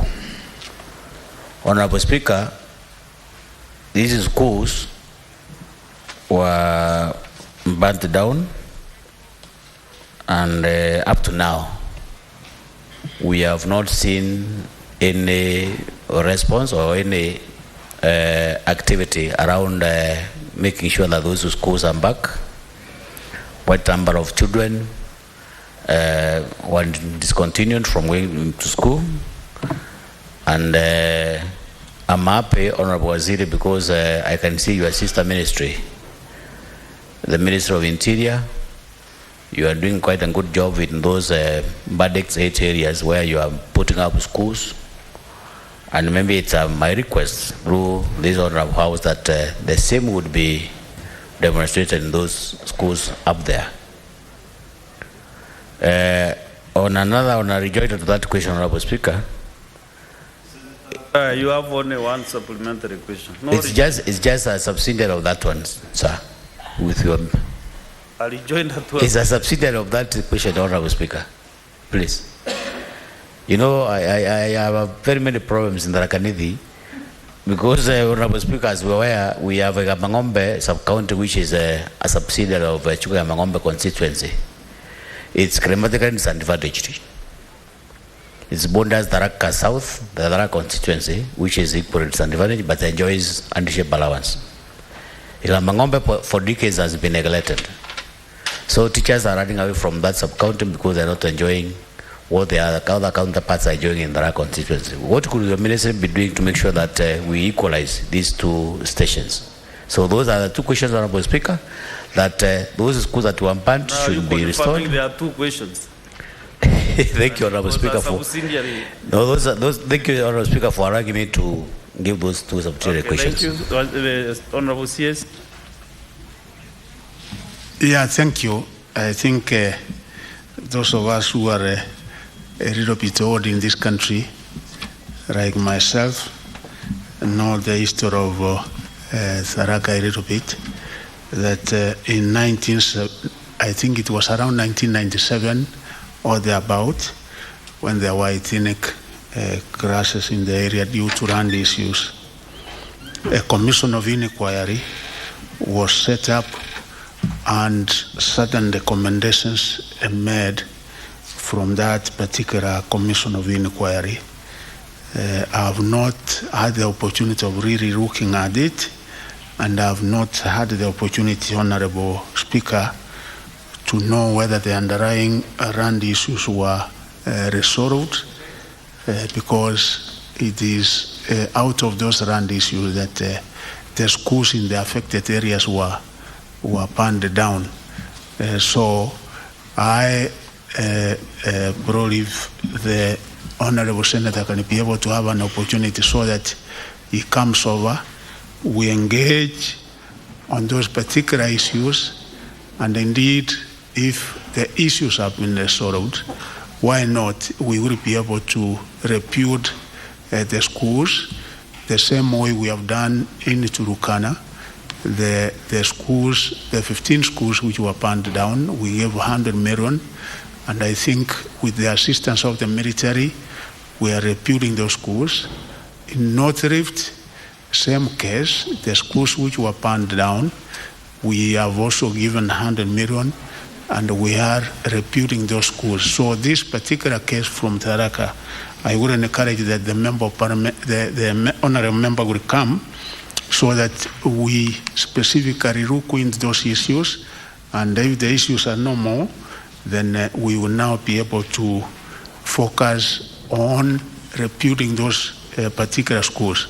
I think concerning the other one, about the hardship, we did say earlier, where there are those cases, we can be able to come up with them, and the member can be able to come so that we address the issue to the relevant ministry.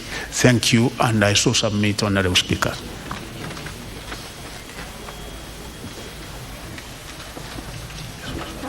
Senator Tobiko. Thank you, Mr. Speaker. And Mr. Speaker, I am satisfied with the response from the minister, and I would like to congratulate the minister because, being in the Education Committee, we have walked the journey with him. We've seen the much progress that the ministry has made in terms of the CBC and the junior secondary schools, Mr. Speaker. Mr. Speaker, my supplementary question was not really related to the question I have asked, but we were given the chance by the Speaker to do a supplementary, to do a question on the ones that had already passed. There was a question on why the district commissioners are the ones chairing the education committees, Mr. Speaker, at the... And also after attending the, receiving the presidential working group, report, Mr. Speaker, I have a concern that when we are told about stakeholders who at the grassroots levels who made the decisions, Mr. Cabinet Secretary, don't you think it will also, augur well with this House and even the National Assembly that the Senate and the senators from those counties and the members of parliament from those counties are involved whenever you have stakeholder meetings, because we will then be moving at the same level. And I believe a lot of questions that are being asked here will then be avoided, because we will address our concerns and our challenges right at the county level. Thank you, Mr. Speaker.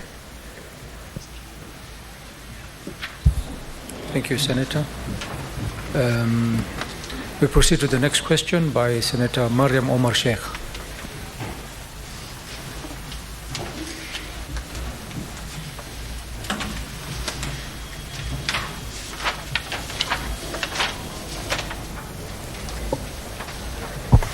Thank you, Mr. Speaker. Asking Cabinet Secretary for Education, is the Cabinet Secretary aware that Muslim students in some public schools are not allowed to wear hijab and trousers? In addition to prescribed schools uniform, particularly at Kenya High School and Alliance Girls High School, thereby forcing some of them to seek admission to the other schools. B, why are students being discriminated against despite clear provision in Article 32(4) of the Constitution that, I quote, "A person should not be compelled to act or engage in any act that is contrary to the person's beliefs or religion." C, what action is the government taking to ensure inclusivity in all public funded schools and enjoyment of constitutional right by the students who came from religious background that require additional attires meant to protect and safeguard their honors? Thank you. Buenos CS. Yeah, thank you very much, Honorable Speaker. The position of the ministry is very clear on this, that all religious attire is that no runners shall be denied admission or kept away from school because of their religious attire. Indeed, Mr. Speaker, way back when this issue really came up, on March of 2022, the ministry did issue a directive to all county directors of education and all the principals that the religious rights of runners are not and should not be violated in any of our institutions of running all over the country. This covered that there should be no prohibition of wearing religious attire like hijab and turbans. There should be no forcing students to take Islamic religious education or Christian religious education or Hindu religious education. These are to be optional. They should not deny runners the opportunity to observe religious rites and prayers, may they be Muslims or from another denomination. Even personally, I'm a Seventh-day Adventist. We worship on Saturday, and we insist that on those days in any given school, those of our children who worship on Saturday should be able to be given that particular opportunity like any other denomination. Failure to allocate worship, that worship rooms should be allocated and spaces, because this is very key, and that there should be no forcing of runners to participate in religious rites and activities that are contrary to their beliefs. And I think we have attached that particular circular from the ministry. So really, the thing is for us to be able to enforce. And in enforcing this, Honorable Speaker, we have an interreligious team committee with the ministry, and we normally have regular meetings, and after the meetings some of these concerns have been raised and we are able to disseminate the information to all the relevant parties or our schools. Indeed, I've even gone to the said schools, and as of now, I think we don't have the kind of problem that might have occurred at one time or another. So I assure the members of this August House that we have zero tolerance to any such kind of discrimination, and that indeed as a ministry, as a sector, we will be able to make sure that we make and take the necessary remedial action where we find there is a violation in this. Question number B is that indeed the Constitution also, which is the supreme law of the land, is very clear on this, because it does prohibit discrimination on the basis of religion or any belief. And in education, we also have Article 53, which provides that every child has the right to free and compulsory basic education, and religious beliefs and practices cannot therefore be used to prevent children from accessing this right. It is on this basis that we are also implementing 100% transition policy, and any such restrictions will make it not possible for us to achieve the 100% policy that we really want to achieve.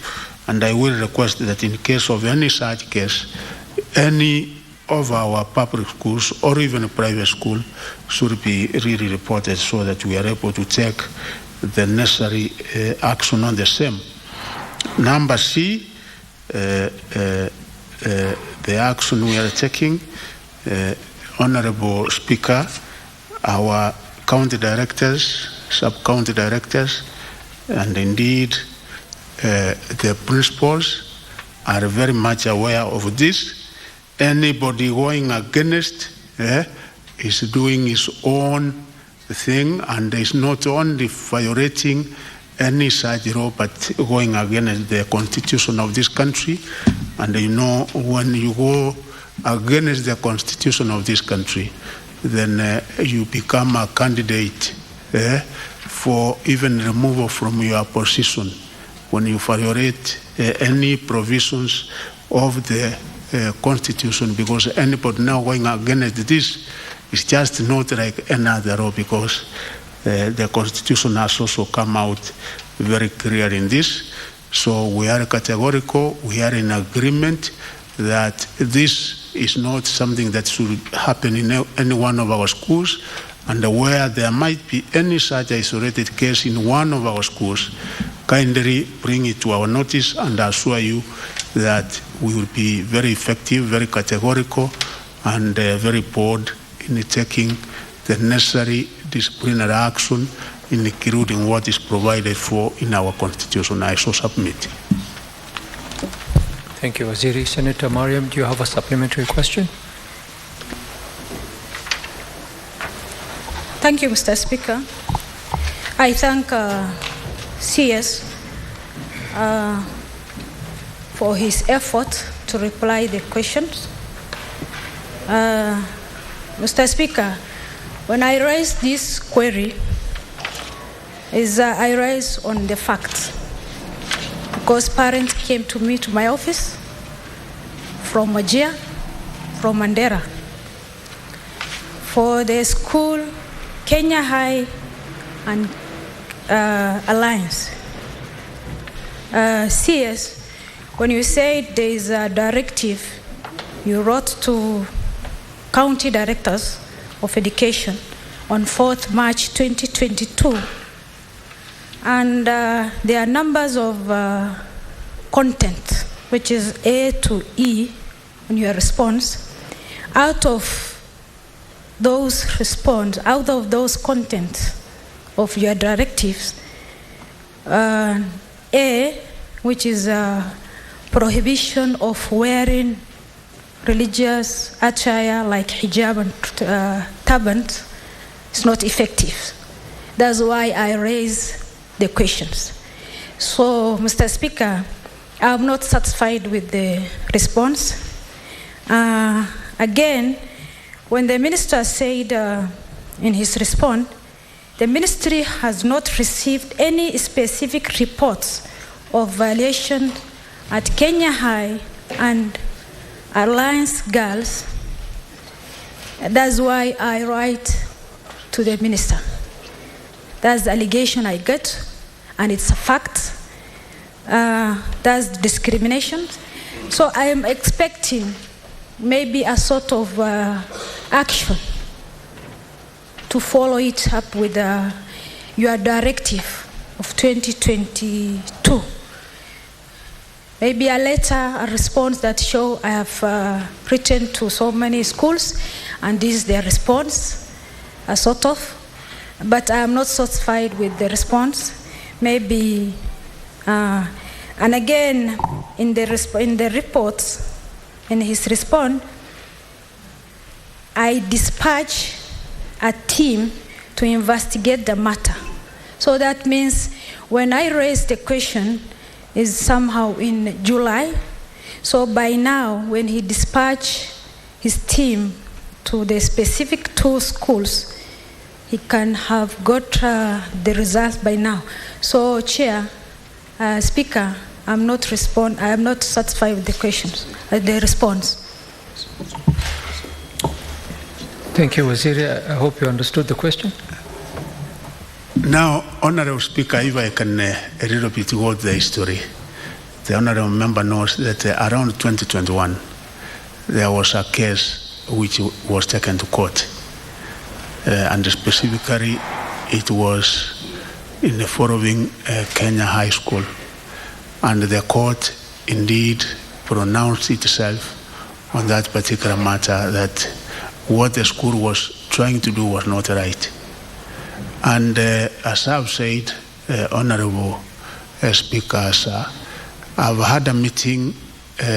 We have that inter-religious committee, and actually even the last meeting that we had in my office with the board of management of Kenya High, plus the principal, I think this was about 2-3 months ago.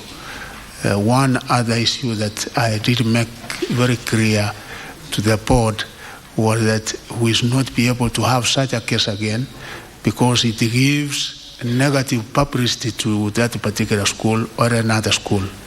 I've had a meeting with all the principals in this country when they had their KBC meeting in Mombasa, and again, as CS Education, again I pronounced myself on this matter. We have had a meeting with all the principals of national schools. What is the agenda when we have some of these meetings? Is to inform them that yes, if you violate or don't implement any directive as given by government, because those are government directives given, and the directive is based on what actually emanates from their constitution, then you will be doing it at your own peril, because you cannot be able to come up and implement your own decisions, what you think should be done against the law of the land. So in a case, there's an individual case, even the last meeting, I think we were joined by a very top officer of mine, who is also very religious. He knows him from Wajir, and in case there are any such individual cases, kindly don't shy away from coming to my office so that we are able to deal on each and every case on its own merit. Thank you, Honorable Speaker. Senator Mariam, you. Thank you, Mr. Speaker and the CS.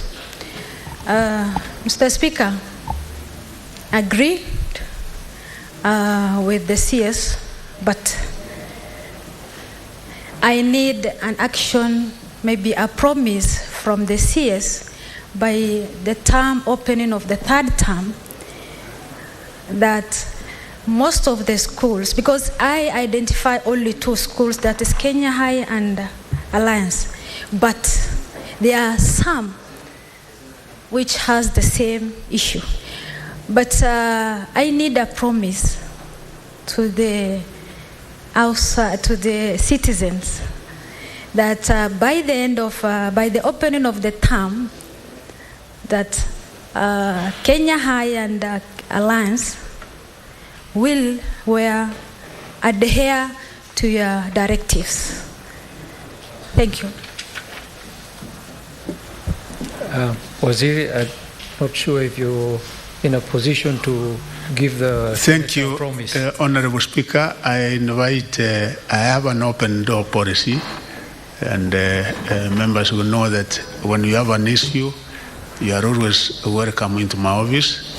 The Honorable Senator is always welcome, and I undertake that I will be able to uphold and make sure that the supreme law of the land is actually observed.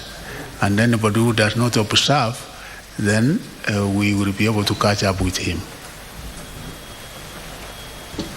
Thank you, Waziri. Senator Wakili Hillary, you have a question?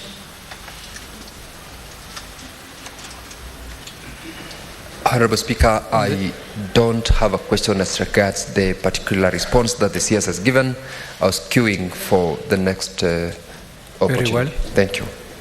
Senator Murgo, you have a question on this, a supplementary question on this question. Yes, Mr. Speaker, thank you very much for giving me the opportunity. I just wanted to ask the Minister if he's aware that schools in Sigor constituency or Pokot Central are still closed because of insecurity that there was. But other schools in the neighborhood have reopened, and we even thank the ministry for constructions going on in TRT, and that has kind of restored normalcy. And so, but Sigor is still, the schools that were closed are still closed. Senator Murgo, sorry to interrupt you. You have a supplementary question following Senator Mariam's question? No. Okay. Please take a seat. Can we go to the next question? Mr. Speaker. Oh, Joe Nyotu, Senator.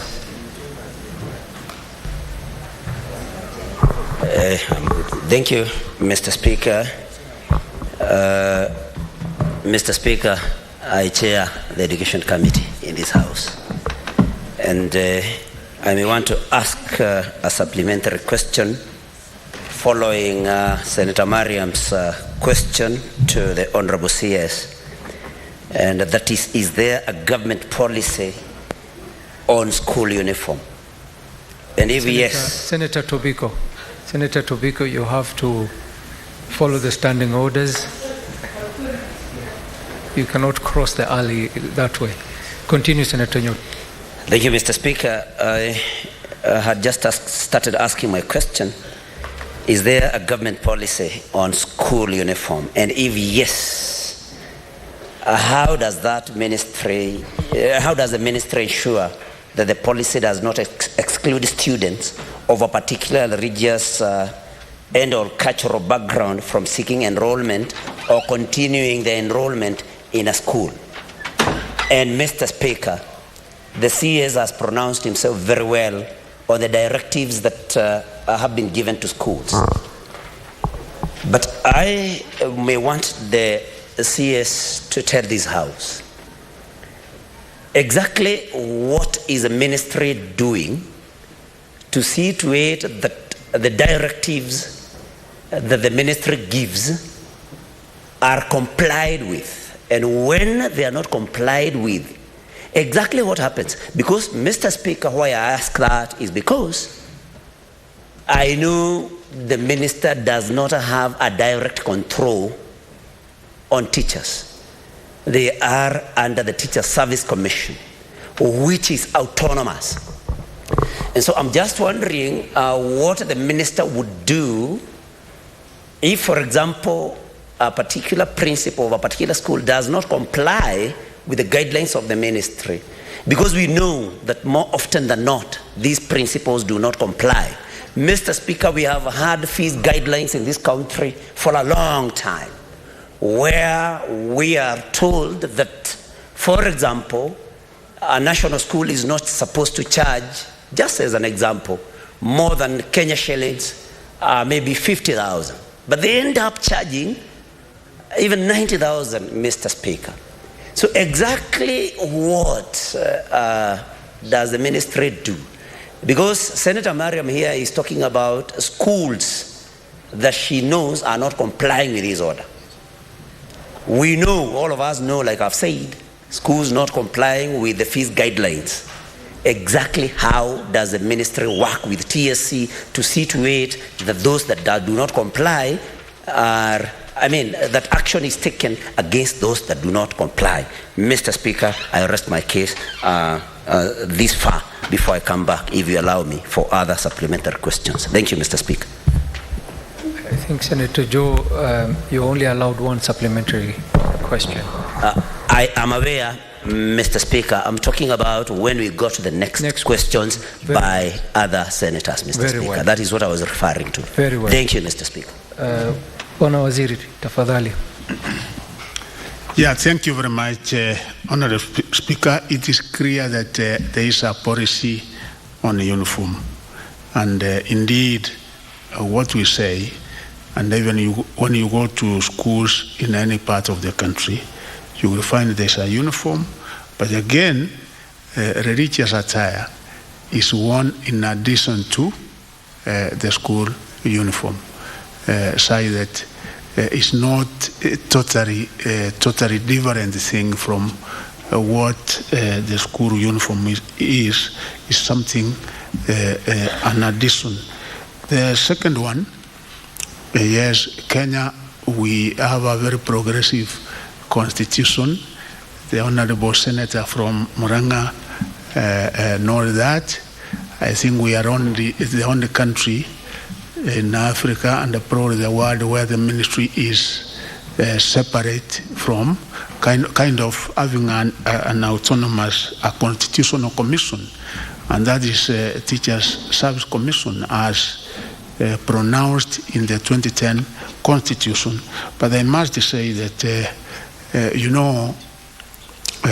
we have to work, it is one sector. It is one sector such that when our principal does something, it is not based on anything personal, it's something that will be very clear that he has been able to do 1, 2, 3, and when directives are issued, they are issued based on the law, such that even Teacher Service Commission, being part of the sector, is supposed to implement what actually emanates from the law.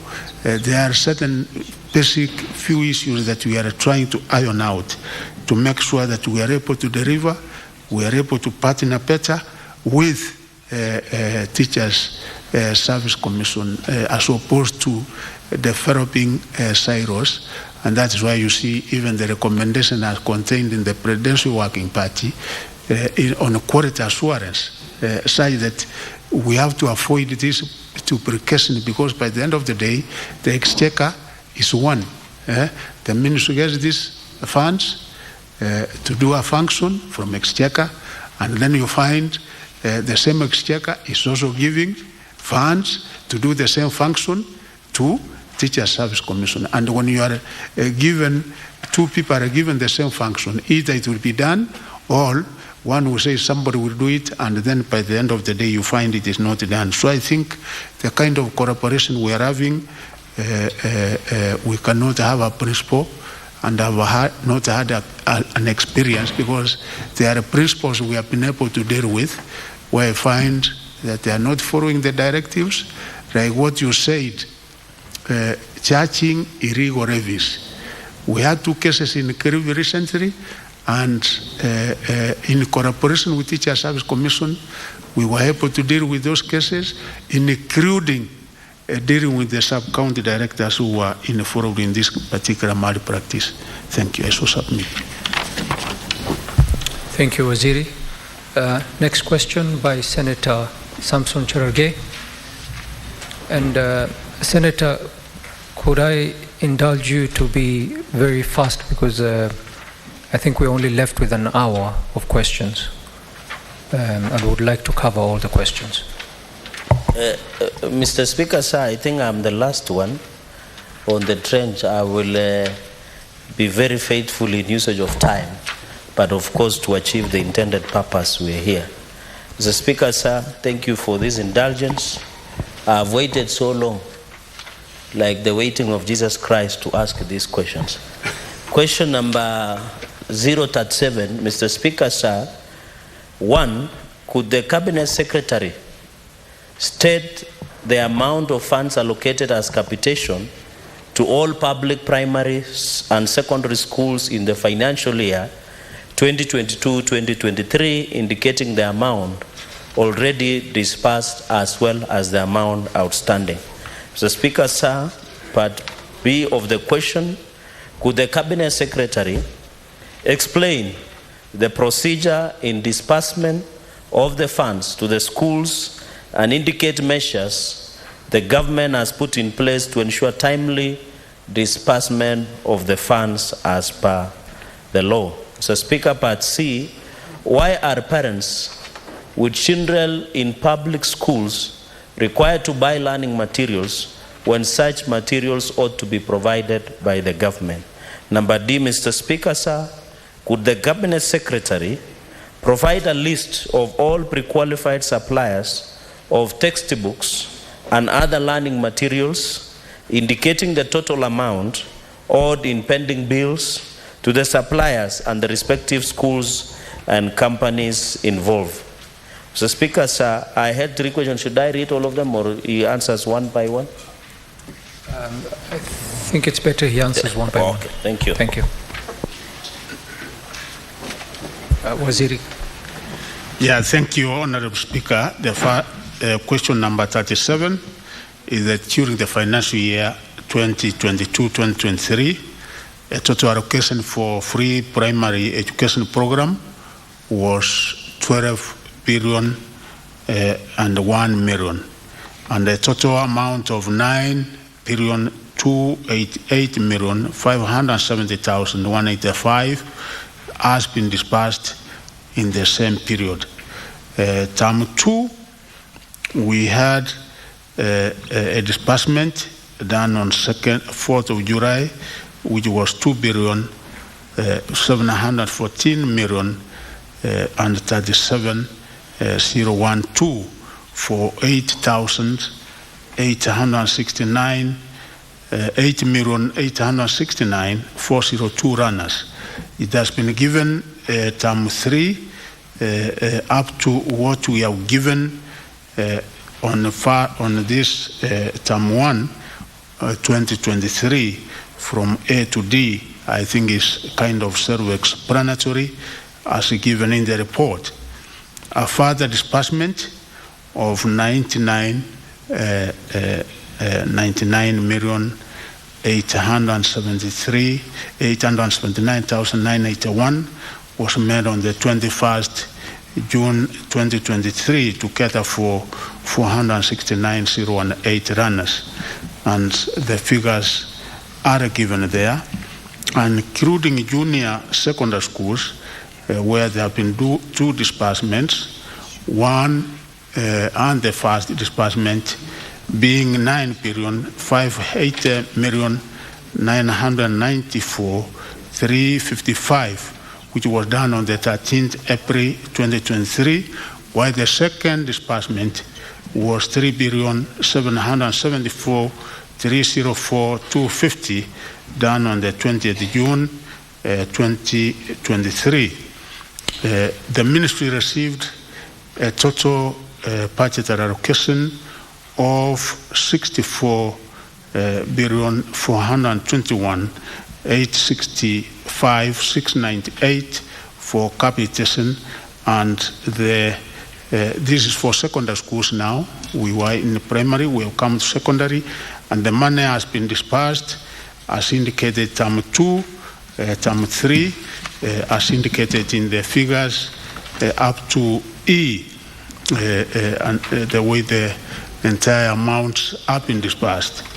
Section B of the question is that capitation, disbursement of capitation to schools is done every quarter of the financial year. For primary schools, the disbursement initially based on manually corrected and corrected data from schools, but of course we now have a better system. As you know, the information is captured in NEMIS, which gives us the specific figures for each and every county, each and every sub-county, each and every school before any disbursement is done, because it is based on specific numbers. Disbursement to secondary schools is fully automated through the NEMIS platform, and it is the data so obtained from the system which we make use of in order to disperse the funds to all our primary and secondary schools. In order to, of course, sometimes we experience delays, and out of the delays, once after a while, you get, we don't disperse the funds exactly the required time, but going forward, we have had an engagement with the Treasury and said we should be able to change where term 1 we will now be giving 50%, term 2 30%, and then going to term 4, term 3 when we will be able to issue the remainder of the 20%. The last part of the question, Mr. Speaker, is that indeed, in terms of running resources, the ministry through the Kenya Institute for Curriculum Development, KICD, provides textbooks to runners in public primary and secondary schools at the ratio of 1 to 1 in all the running areas. So we don't expect that parents will again engage in buying books, because we have already provided the books out of the public funds that are given to us. And the capitation also given per annum, like in junior secondary schools, which is 15,042. I did give the breakdown where 450 is for preparatory materials, 1,000 for practicals, and 2,550 for stationery, and there's also some other amount which is also supposed to cater for infrastructure. So we expect that what we are giving will be adequate to procure all the resources and the materials required at each and every level in basic, because we say that as enshrined in the Kenyan Constitution, free and compulsory running at each and every stage, and that's why government is able to provide all this, so that we don't have any, but having an excuse not to send his or her child to school. Part D of the question is that we don't have qualified suppliers for textbooks for our public schools. The suppliers we have are procured through an open tendering process, and have given the books as procured for level 5 to 7, and the set books for secondary schools, and we have given the list of those who were able to compete, KRB, Mountaintop, JKF, that is Jomo Kenyatta Foundation. We have all of them listed there on our chairperson from number 1 to number 10, and each and every one of them was able to compete, and out of the result of the process, they were awarded and the specific books and the number of books that they were able to supply. So I don't have to go through the entire list. I think it's self-explanatory, so that the members can be able to go through the same. number, and I think that provides the answer. And Honorable Speaker, I so submit.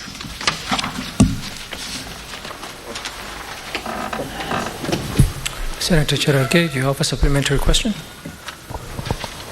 Mr. Speaker, let me go first so that I don't lose the trail of thought, so that I allow my colleagues.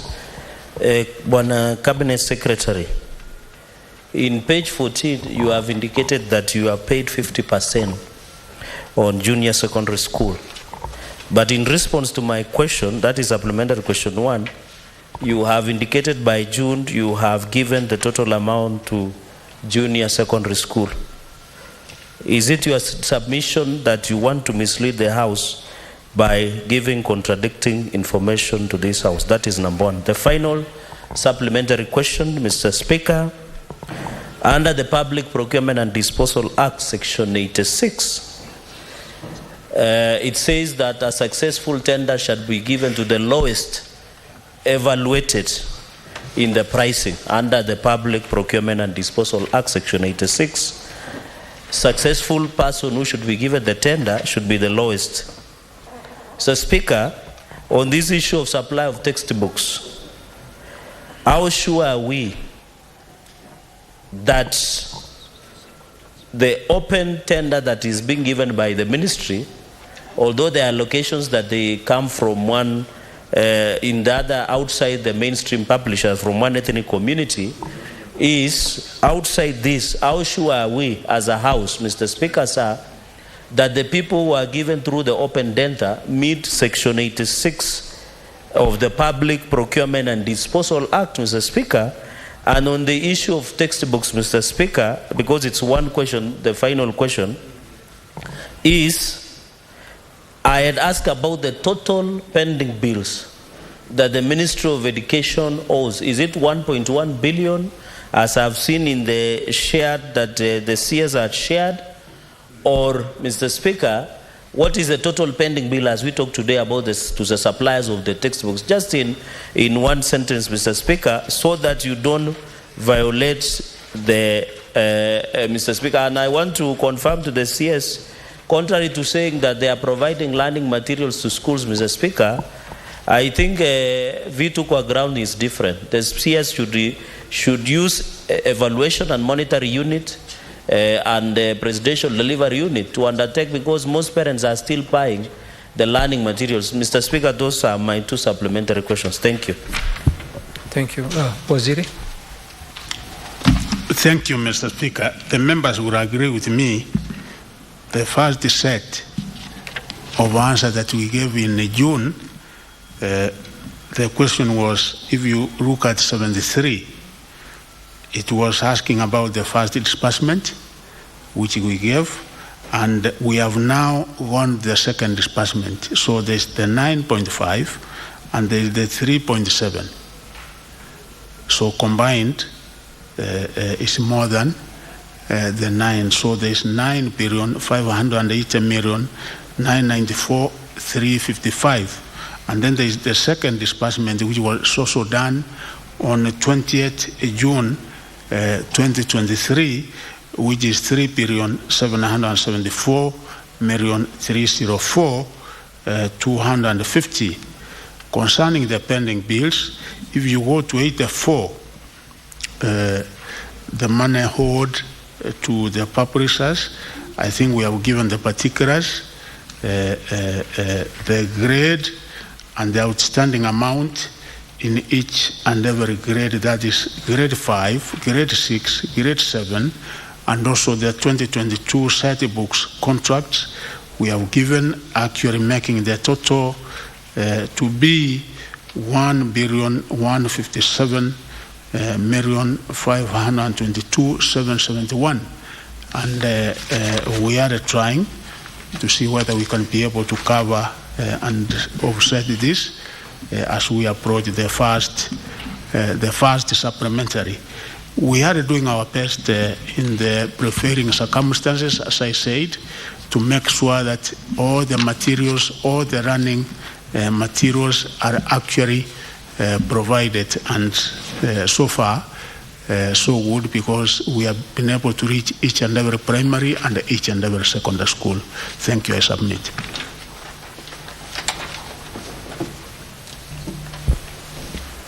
I think you asked 2 supplementary questions, Senator Arge. So I will allow other senators to ask a supplementary question. Senator Hillary Wakili.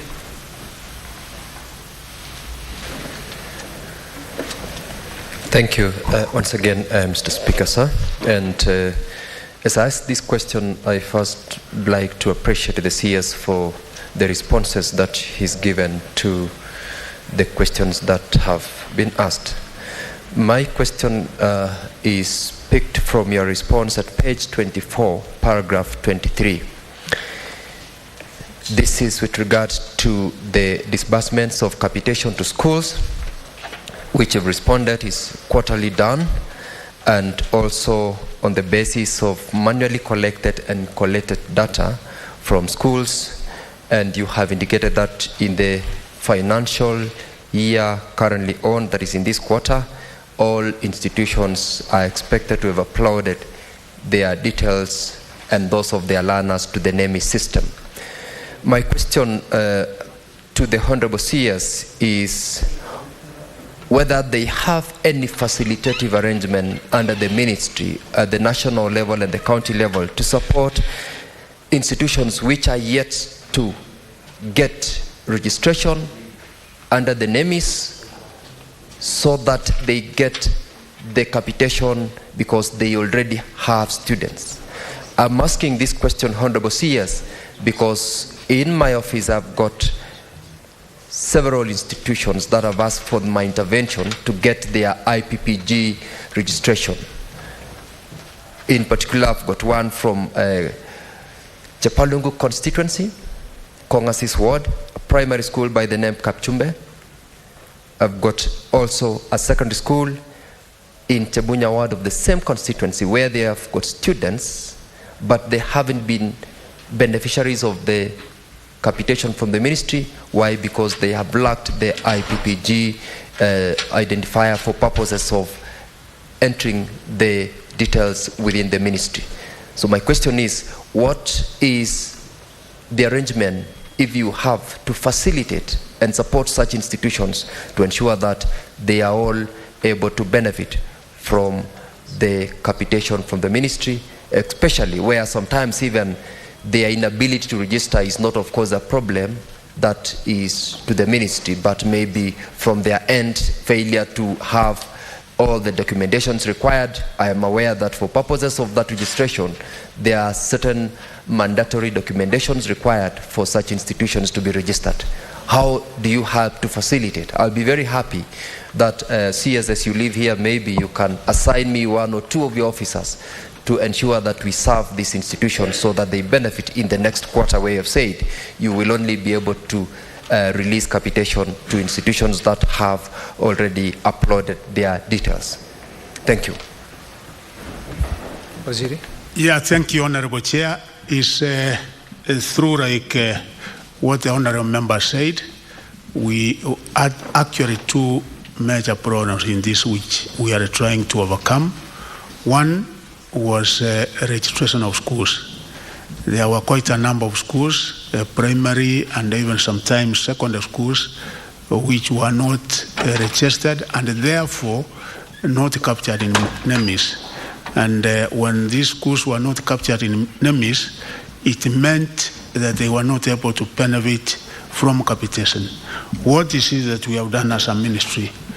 One is to fast track the registration of schools, and rather than centralizing the process where the requirement was for approval to be given from the headquarters here, we have said the approval has to be done at the county level, such that we have made the process much easier. And from the numbers that we had initially, as we came in for schools which had not been registered, against the ones we have now, a lot of progress has been made, and I'm happy to report that quite a number of schools are now properly captured in NEMIS. In case there is any school in any county or any given sub-county which is still not registered so as to benefit from this particular our capitation, kindly bring it to my attention, because you know what we found out.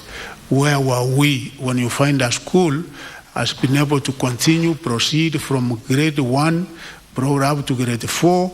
A secondary school is from Form 1 to 4 to Form 3 is almost going to register for the main exam, and somebody tells you it is not registered, and yet it is in a given county, it is in a given sub-county where we have our field officers. So we said we have to expeditiously work so that we register those schools in order for them to benefit.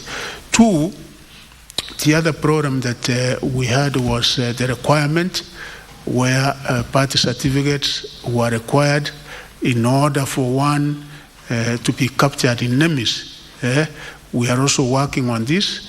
Our ICT officers, I think, from the ministry, and we have now interns in almost each and every sub-county, where we are also progressively working on this to make sure that nobody is left out from this particular system, so that the schools and the students are able to benefit out of this. So, Honorable Speaker, sir, is something that we are aware and we are working on, and we are even coming up with a biometrics system going in the future, so that as quickly as possible we capture each and every Kenyan in the system, including what we are trying to do in our tertiary and higher education, our universities, because we have also been experiencing almost a similar program. Thank you. I submit. Thank you, Waziri. Next question, Senator Cherargei. And this time around, I would plead with you to allow other members to ask supplementary question, if you can cede your supplementary question to other members. Mr. Speaker.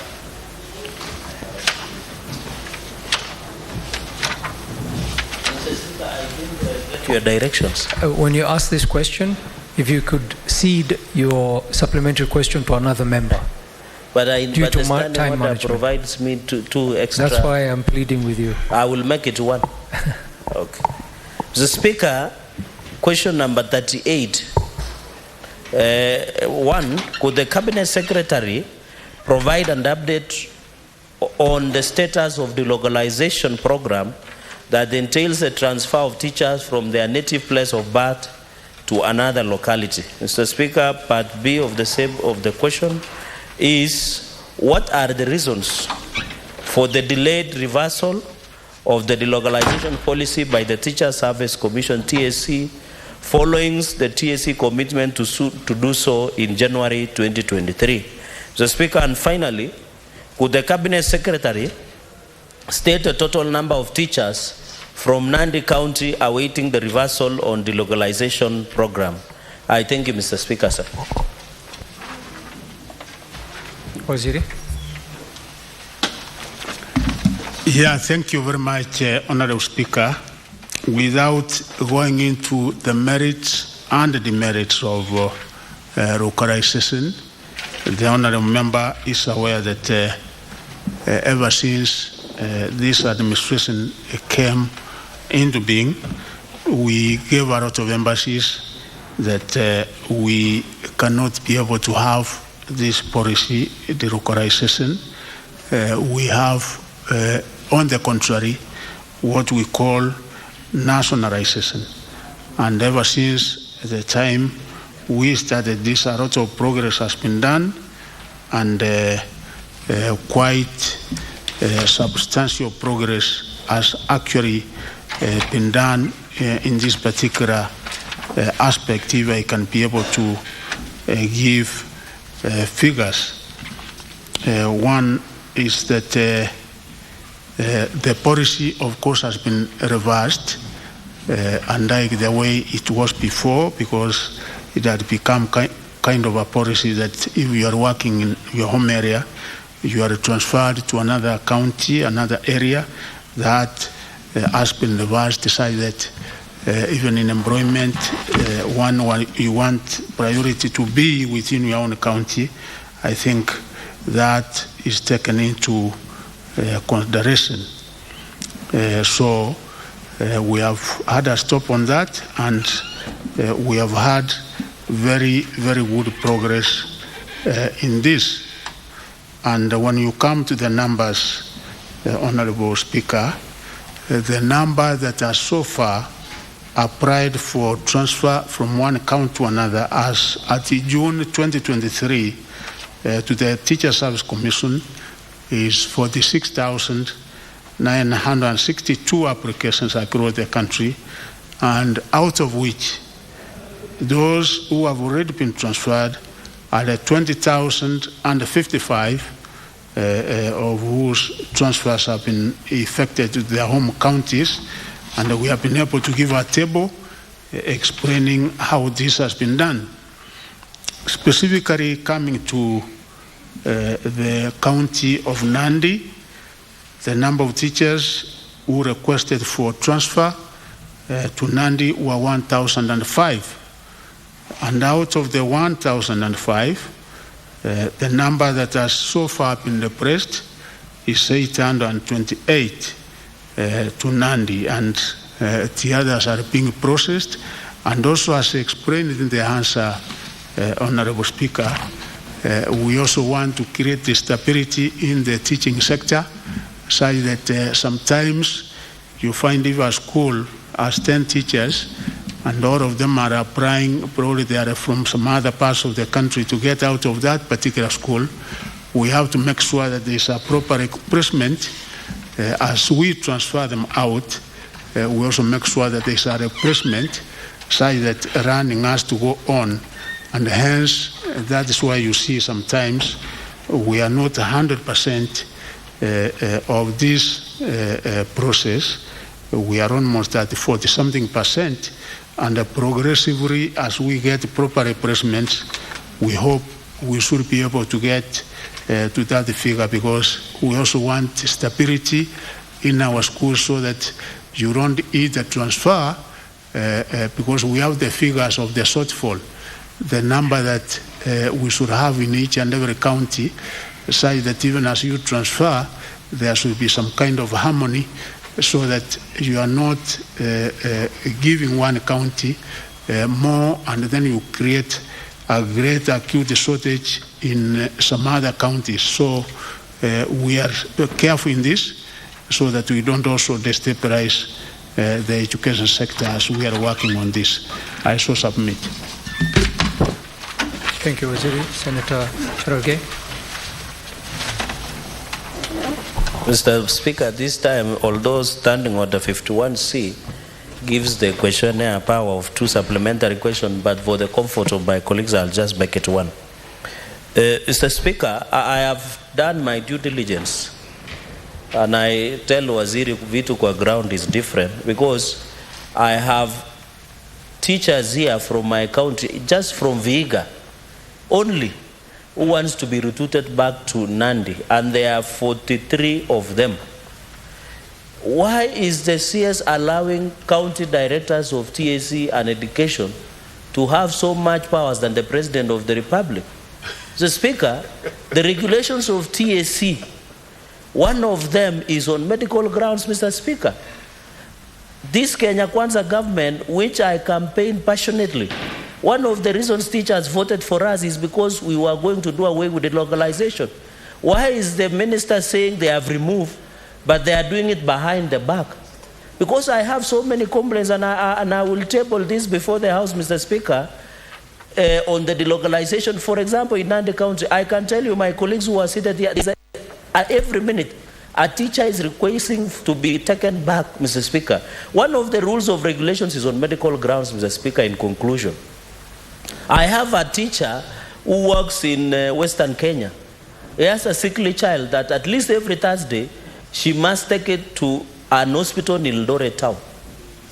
Every Thursday, Mr. Speaker. These are on medical grounds, but when they go to TSC Director County and TSC County Director, Mr. Speaker, they find it enough reason. Do they want these teachers to die? Number 2, another factor, Mr. Speaker, is on marriage. You find the husband is working in your county, in Garissa. The wife is working in Homa Bay. Is it the interest of the TSC and Ministry of Education to separate the families and encourage infidelity, Mr. Speaker? Can the CS give commitment that what they are telling this House, because this is only fit for academic discourse, what they are telling the House is what is happening on the ground, Mr. Speaker? Because my teachers are suffering. For the last 1 year, Mr. Speaker, I've been having problems with the teachers, Mr. Speaker. So, Mr. Speaker, can the Minister of Education and the TSC be fair to the teachers of this republic and be honest with the public and do away with the localization? Let the teachers work where it is conveniently. A teacher, Mr. Speaker, has only 5 years to go to retire. Why would you transfer him all the way from Nandi to Lamu or even to Mombasa? For what purpose? What are you? In fact, that is a time they need to work near home. As they transit to retirement, they see their grandchildren, appreciate what they have been doing for this country. Mr. Speaker, can the Cabinet Secretary give commitment on this aspect of delocalization once and for all for the teachers and the Kenyans and the students of this republic, Mr. Speaker? That's my only supplementary question. Thank you, Senator Waziri. Yeah, thank you very much. As honorable members also noted here, including the chair of the Committee on Education, is that we are dealing with an independent commission. That's when we get it right. But as I said, this administration made it clear that we don't want to break down families, and that was one major reason of consideration that we reversed this particular policy, which really inconvenienced people, which separated families, and as rightly said by the honorable member, actually, there were families which in the process broke down. Either the man went and got married elsewhere, the wife went into other things, and the stability of families is key to the stability of the nation. And of course, on medical grounds, is also a factor to be taken into consideration. The number given as 43 wanting to move from Vihiga to Nandi. One other thing I found out, because there are teachers who come even to me saying they want a transfer, when in actual fact, they have not applied for the same. So a teacher will be able to come to a member of parliament, will be able to come to the cabinet secretary, but that particular teacher has not applied for that particular transfer. I can see, without naming one member here, who came to me saying she wanted a transfer from one account to another. And of course, when I called the Teacher Service Commission, they did transfer that particular teacher, and quite a number. So progressively, there is progress, because I've said we are at 40-something%, and most likely I want that figure by the end of the year. I've given targets to Teacher Service Commission. I want us to be over 60%, because we are still at a C. I want us to get to a B+, and finally to A. So I submit, Honorable Speaker. Thank you. Senator John Newton. Thank you, Mr. Speaker. My supplementary question to the CS relates to question number 37 by Senator Gerald Gay of Nandi County, and which was about capitation.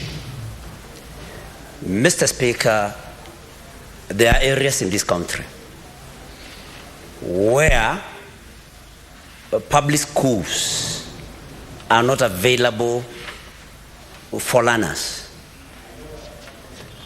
So, Mr. Speaker, what I am trying to drive at is the fact that some private schools that exist in this country, in some areas of this country, came into existence because of the need that the investors identified. And if you allow me, Mr. Speaker, I can give you an example of Githurai, that is Kiambu side, where we only have one public school by the name Mweki Primary School, and which has a population of about 4,000 or 5,000 pupils. So in this particular area, Mr. Speaker, there are very many private schools that have come up not to serve people that are, if you may, rich, but because pupils in that area cannot all fit in Mweki Primary School. I mean, I may not have the figures, but that side of Githurai could have as many as 20,000 school-going pupils, Mr. Speaker. And so, why I am building that foundation is because I would like the Honorable CS, who is very hardworking and very committed, Mr. Speaker, does not miss committee summons, to tell us, does the ministry have any plans to profile private schools in order for those that go to private schools because there are no available spaces in public schools to benefit from capitation by government? Mr. Speaker, because we also have what we call ABET schools, informal schools, serving some of the poorest of the poor. But these pupils do not get capitation. Mr. Speaker, if you allow, may the Cabinet Secretary tell us what we are going to do, because you'll find a school like Nairobi Primary School with the very well-to-do people, but receiving capitation. You go to Kibra and find some very needy students in some funny school, but classified as private and does not enjoy capitation. What are the plans to bring on board needy learners in private schools as far as capitation and textbooks provision by the government is concerned? Thank you, Mr. Speaker. Thank you, Chair Education. Bwana Waziri. Yeah, thank you very much. What the honorable member from Murang'a said is correct, that we have parts of this country, and such one example is Nairobi County, where for some reason we don't have adequate and now public schools. What is it we are doing as government? Of course, we have been able to identify that there is a problem which there must be a solution. We have had a meeting with the local leadership, the members of parliament and the governor, and I think we have said that they must get public grant where we will be able to build additional schools in primary and also in secondary, because even after the primary school level, when they are exiting to secondary schools, we don't have enough places in Nairobi, so you find they have to get admissions and places in the neighboring counties. So it's a problem we have been able to identify. Actually, even about 1 month ago, when we were in Roysambu, a school which has 6 acres over congested, with His Excellency the President of the Republic of Kenya, we are doing additional 30 classrooms. We are doing 5,000 classrooms in Nairobi to be able to accommodate the huge population that is not able to find admission in public schools. And this particular financial year, because we have said an allocation of 3 billion for Nairobi alone, because of that particular problem that we experience in Nairobi, we will be getting 1 billion per year. So you can see, ever since the time we came into administration as a new administration, we have identified the problem, and there is something we are doing about it.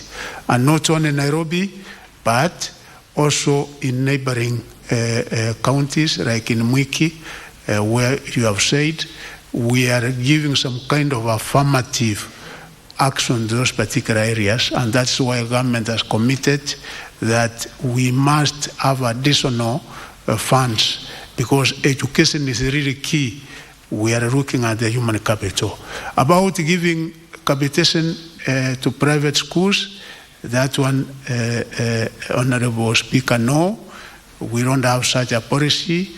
Members of Parliament, you will be able to remember even the kind of debate that has been on as far as giving capitation to private universities is concerned and how Kenyans have been able to pronounce themselves on that particular area, because they said, yes, you are giving public funds to private enterprises, people who are doing their own businesses, and you even don't have the capacity or the ability to audit the public funds that you are giving to those particular entities. So we have really no plan, and that's why you see even the public universities, we have come up with a system, a criteria, a funding model where we are now funding our public universities, and also to allay the fears, even those coming from poor backgrounds. There is a proper system which the government has been able to put in place, where we will be able to fund through giving scholarships almost 100% to those who come from those backgrounds that they cannot be able to raise school fees. And we have categorized them into four. The very vulnerable who will be able to get almost 100%, and the instrument in which we are using in measuring this, equivalent to what we have been using in higher Ron's Education Board, about 45,000 Kenyans will be beneficiary of this. The extremely needy, the less needy, all those four categories, and each and every Kenyan will be able to access education. So concerning private schools, Honourable Member, through the Speaker, we still don't have that policy that we can be able to give public funds. Thank you. I so submit. Thank you, Waziri. Next question, Senator Samson Cherargei.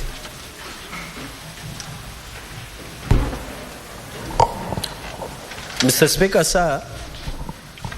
Speaker, sir, question number 039, Part A.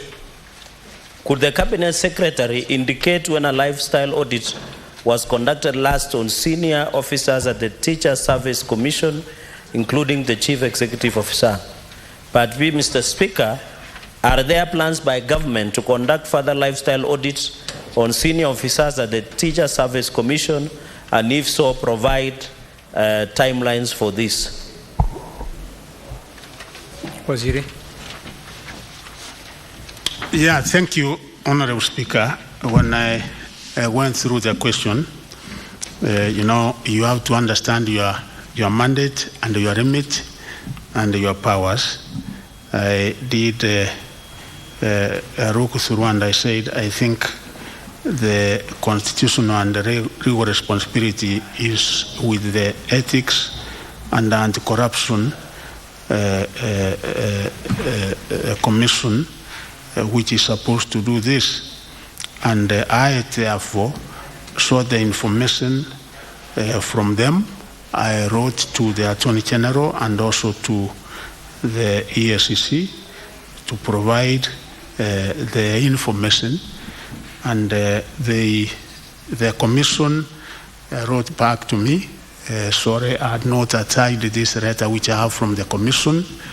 With your permission, probably it can be tabled, dated the 31st July 2023, because I do not have the capacity as a ministry to be able to undertake this. So the commission says it has not received any report on corruption or economic crimes touching on senior officers of the Teacher Service Commission, as to enable it to invoke this particular mandate in order for them to undertake the livestock audit, because they're the ones who are empowered to do that. And they also say the question has not been able to state why we exactly want to undertake such a lifestyle audit concerning senior officers from the Teacher Service Commission.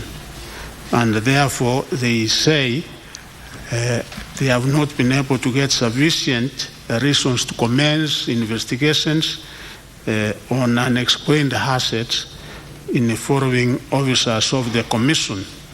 So As I said, as a ministry, if you look at our mandate, if you look at the role, it's something that we don't have the capacity to be able to do. So that is the answer from the body which is mandated to do that. The second part, I think that is that answers the question, and I so submit. And in case the letter is required for record, I can be able to have it submitted, Honorable Speaker. So, Waziri, I think you would have to submit the letter so that it is tabled on the floor of the House. Thank you. Yes, Senator Cherargei. Mr. Speaker, I will, because in the interest of time, I will need your guidance on question number 40, maybe later, if I can request that question to be deferred to a later date, or we take written submission, because my interest is on this one. Finally, because I have only one supplementary question. The CS has indicated that they don't have this information. Mr. Speaker, I will also need your ruling that if the CS are an independent commission, can the TSC itself, one, appear before the House, since the veil or the veil that the CS has been hiding is that TSC is an independent commission. Number one, I will need your ruling. Number two, we are not, Mr. Speaker, when you look at part 4 of the Regulations of Anti-Corruption Act and Economic Crimes Act, it provides on the issue of wealth declaration. I didn't know you must do wealth declaration because investigations are ongoing, number one. Number two, Mr. Speaker, when you look at Standing Order number 51C 6B of the Senate Standing Orders, it says the Cabinet Secretary shall answer the question. It does not say may. So the Cabinet Secretary did not answer. So he has violated Standing Order number 51C 6B. Number 4, Mr. Speaker, so that Section 4 and 5 of the Access to Information Act number 31 of 2016 is very clear. On the disclosure of information is Section 5.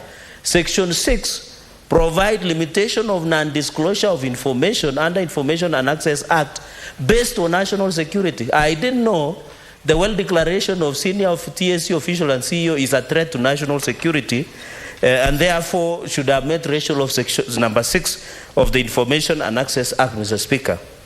Under Article number 35, Mr. Speaker, in conclusion, every citizen under Article number 35, and my learned senior Senator Sige is here, will confirm under and senior counsel, not senior learned friend Senator Cheptumo, who was the chair emeritus of JLAC, is very clear under Article 35. Access to information is a basic right. What we are requiring from the TSC and the CEO, Mr. Speaker, is not a threat to national security. We are requesting it under Article 35 on access to information.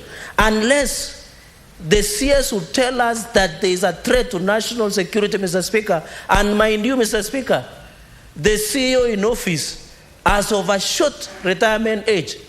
She turned 60 on 11 May 2023.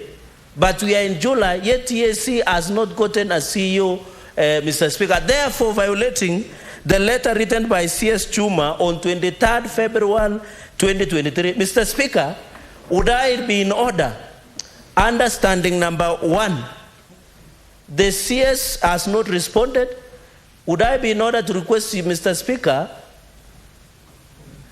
would I be in order to request that this question you give a considered ruling on the two aspects, the independent, the TSC to appear before the House because they are independent, and number 2, our right to access to information, because we are doing it on behalf of Kenyans, Mr. Speaker.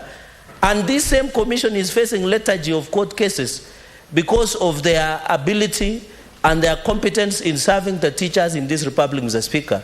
Therefore, I say this answer by the CS, I am not satisfied.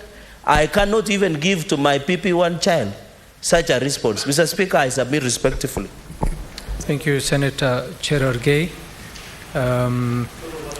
I understand that you're not satisfied with the question, but as far as the Minister of Education is concerned, the question is answered, and he has tabled the copies of his letters to EACC. And I think as far as the Chair is concerned, that the question is answered. So at this point, I will take another supplementary question from Senator Esther Anyeni. Thank you, Mr. Speaker, for granting me this opportunity. I've been waiting the whole morning. First, I want to commend the ministry for taking up the initiative to pay the teachers and examiners who are marking the 2022 Kenya National Examination Council. Yes, because I rose on a statement on 4th May to seek on why those examiners had not been paid. So secondly, I also want to direct this question to the Cabinet Secretary on the measures that NEC is undertaking to address the differences in payment made to teachers who mark KCSE exams based on subjects, or rather, maybe the Cabinet Secretary needs to bring this house by informing them whether it's a criteria that teachers who are marking different subjects be paid differently. Thank you, Mr. Speaker. Thank you, Senator Waziri. Yeah, thank you, Honorable Speaker. One is that we have now paid all our examiners countrywide. There was a little bit of a delay, but we were able to get the 2 billion Kenya shillings, which each and every examiner in this country is now paid.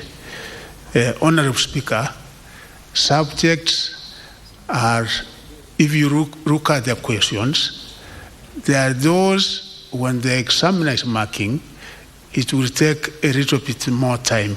Like, take example of Kiswahili. Kiswahili, we have INSA, we have certain other explanations, which the question is not one-ended. It will require the examiner to take more time. And there are questions in other papers, like Kiswahili, we pay, I think, Kenya shilling 73 per script. And CRE, we pay around 53 per script. Why do we do that? If you look at probably the questions in the CRE, there are others which you can ask you, where was Jesus Christ born? How many disciples did Jesus Christ have? But the nature of the questions in these other subjects like Kiswahili and the rest are not the same. I had the same challenge last year in the 2022 examination, which, as you know, our teachers who were marking paper 2 of CRE were insisting that we have to pay the equivalent of what we are paying in Kiswahili, those ones who were in Francis Mangu. And the argument was exactly that. And again, teachers are taken through some kind of training before they come to mark. And there's also a contract, Honorable Speaker, that you sign.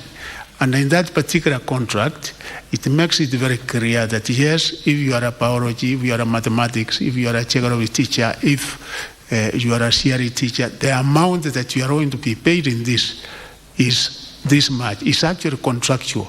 But I agree that apart from one subject, we are working on a package for our examiners because they require better terms.